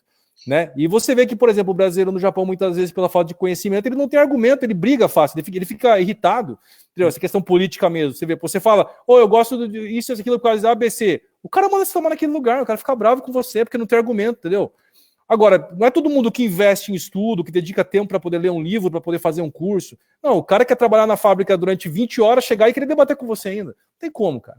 Né? Então, eu acho que precisa sim de um preparo maior por parte dos pais para que a gente possa criar jovens preparados para o mercado de trabalho, né, que possam estar representando a nossa comunidade aqui no futuro. Você citou o caso aí de você foi mal interpretado, até bloqueado e tal, foi naquele post uma vez que você colocou sobre a questão da não necessidade não digo, mas esse desespero todo de querer aprender japonês a todo custo, mais do que querer se desenvolver profissionalmente, né? Também, foi um desses também. Eu fui muito criticado, inclusive não sei se é presidente de alguma associação, alguma coisa que existe aí, meio que tentou bater boca comigo, mas eu tenho argumentos que são fundamentados na realidade, né, cara? Não tem como eu também tentar maquiar aquilo que eu vivencio no dia a dia. Né? Então, por exemplo, se alguém tiver um argumento que me convença do contrário, precisa me mostrar outra realidade que não é a minha. Sim. Entendeu? E eu vim da realidade que eu falo. Agora, eu vivo uma outra realidade. Mas eu não me esqueço de onde eu vim. Eu estudei na mesma escola que o Edson. A gente viveu a mesma vida. A gente brincava junto, jogava bola junto, brincava de capoeira junto. A gente teve a mesma infância, cara, em Aitken. Né? Exatamente. Então, quer dizer, eu fiz essa migração. Né? Eu vim pro lado de cá, de um dia a dia diferente. Então agora eu vejo o quê? Que os pais querem que os filhos venham para cá, mas eles não se preocupam com o que vai ser a vida dos filhos depois que eles vierem para cá. Só dizem, meu filho tá em Tóquio, tá bem. Será mesmo? Sim. Entendeu? Nem sempre, cara. Correto. Não tá, entendeu? É isso que eu digo, né? É certo. Teve um comentário aqui, cara, tô procurando aqui qual que é. Eu acho que aqui vai atualizando aqui, vai ficando... alguém comentou aqui que já está apaixonada por você, Diego, no bom sentido. É isso aí. Aqui, ó, a Adriana Miyamoto. Ela, no outro comentário, ela falou que o filho dela entrou na faculdade e tal, mas ela procura orientar bem, né, o filho em relação a isso. Agora, Diego, estou apaixonada por você no bom sentido, risos. Mas isso aí. Pessoal, vamos... Galera, agora é importante também deixar bem esclarecido aqui, né, Marcelo, que nós três somos formados em curso superior, nós três estamos fazendo um MBA juntos de finanças e private banking, ou seja, a gente entende perfeitamente o valor da educação. Né? A gente entende perfeitamente o valor do ensino e do conhecimento que ninguém pode tirar de você. Então ninguém aqui está falando contra o modelo educacional. O que a gente está falando é com relação à mentalidade que os pais têm dentro de casa, né?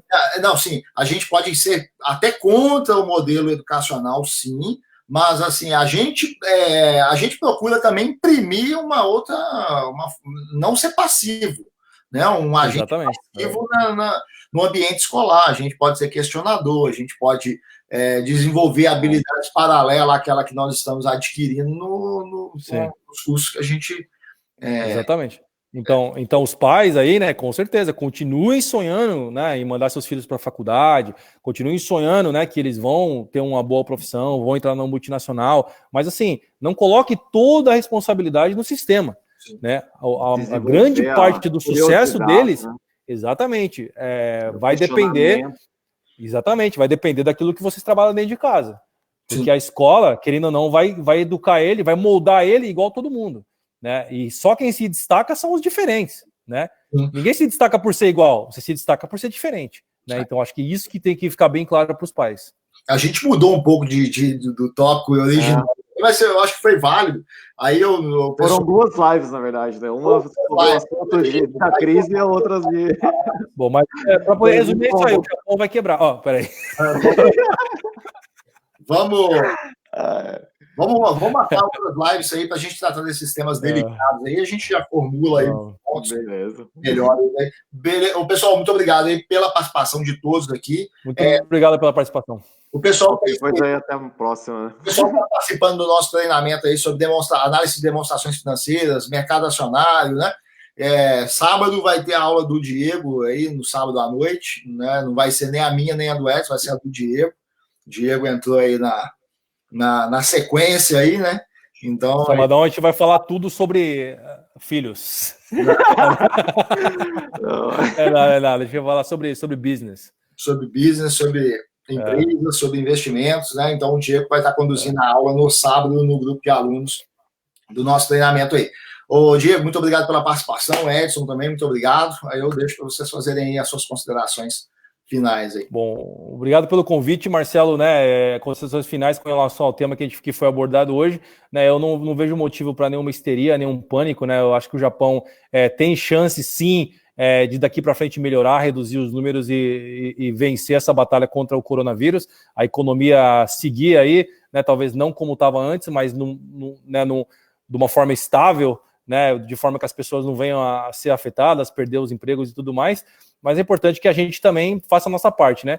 E o que a gente percebe muito é que hoje em dia a mídia social tem uma força muito grande nas decisões tomadas pelos governos, né, cara? O Bolsonaro basicamente ganhou a eleição com o iPhone na mão, né? Então a gente vê que isso é muito real. Então toda vez que você compartilha, vamos ficar todo mundo em casa, vamos travar tudo e tudo mais, cara, automaticamente você pode estar colocando o seu trabalho em risco, né? Então vamos ser bem prudentes, vamos ser bem, consciente com relação àquilo que a gente defende, sempre com muita prudência, mas ao mesmo tempo também pensando não somente no nosso próprio benefício, mas no bem de todos em geral, né? Então acho que essa é a parte mais importante. E com relação à questão aí da educação dos filhos, a gente pode marcar uma outra live, eu vou ficar muito feliz de participar e compartilhar a minha visão aí. Você gostou dos trejeitos do Bolsonaro, né? Você não a parte da questão é o melhor. E no tocante? No tocante.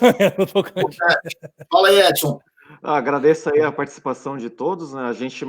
Nós marcamos nessa live aí em cima da hora, né? A gente estava conversando ali meio que assuntos diversos, aí veio a questão de live hoje, ok, e entramos ao vivo em questão aí de 1 hora, já entramos ao vivo e decorreu aí o assunto, né? Então acredito que de alguma forma possa ter ajudado alguns, ter sido controverso para outros, né? Mas aqui a gente está livre aí para dar nossas opiniões, né? Indiferente de estar agradando a alguém ou não, né? E a questão também da rede social, né? Hoje em dia a gente é refém dela em todos os sentidos, né? Não é a Globo ou a que é a inimiga, né? Às vezes o nosso inimigo está da nossa mão, aí a gente fica querendo colocar aí um outro problema. Então o inimigo é você mesmo. Veja muito bem aí o que você está fazendo aí, o que você está colocando em risco, né? Na incerteza, né? E no sentimento que você pode estar desencadeando não somente você, mas nos próximos também, né? Então vamos cuidar aí cada um de si e dos próximos também, né? Beleza. Ô, Edson, muito obrigado, Diego, muito obrigado. Pessoal que nos acompanhou e assistiu do início ao fim, especialmente vocês, muito obrigado também. Pessoal que foi assistindo na medida do possível também, muito obrigado. Foi boa a audiência aí, isso é um sinal para o Diego voltar sempre a participar aqui com a gente, né? Dia de quarta-feira, 7 horas da noite, né? Parecia que é um horário assim meio ruim, mas a audiência foi muito boa aí. O pessoal que acompanha valentemente, em peso aqui, junto aqui. Pessoal, a gente sempre está fazendo live aqui na página aí, na medida do possível, respondendo dúvidas sobre investimentos, Brasil, Japão. Então vai acompanhando nossos trabalhos aí, para você que está conhecendo pela primeira vez, fica o convite aí a se inscrever, a curtir a nossa página e acompanhar o nosso trabalho aí. Pessoal, muito obrigado, Diego, obrigado, Edson. Falou, muito obrigado, Marcelo, pela oportunidade e pelo convite, e espero que a gente possa agregar valor para as pessoas aí. Deixar bem claro que o nosso único intuito aqui é compartilhar as nossas experiências, visando, de alguma forma, agregar valor para a vida das pessoas, né? Um grande abraço aí a todos. E qualquer coisa, até mais. Até mais, pessoal. Abraço. Tchau, tchau. Bom descanso a todos. Agora eu vou pegar o trem aqui, eu e o Corona. Vai dar pra botar? Hã? A lata de sardinha? Eu já tô meio que preparado aqui, ó. Beleza. Um abraço. Tchau, tchau. Até mais. Tudo de bom. Tchau, tchau, pessoal. Falou, abraço.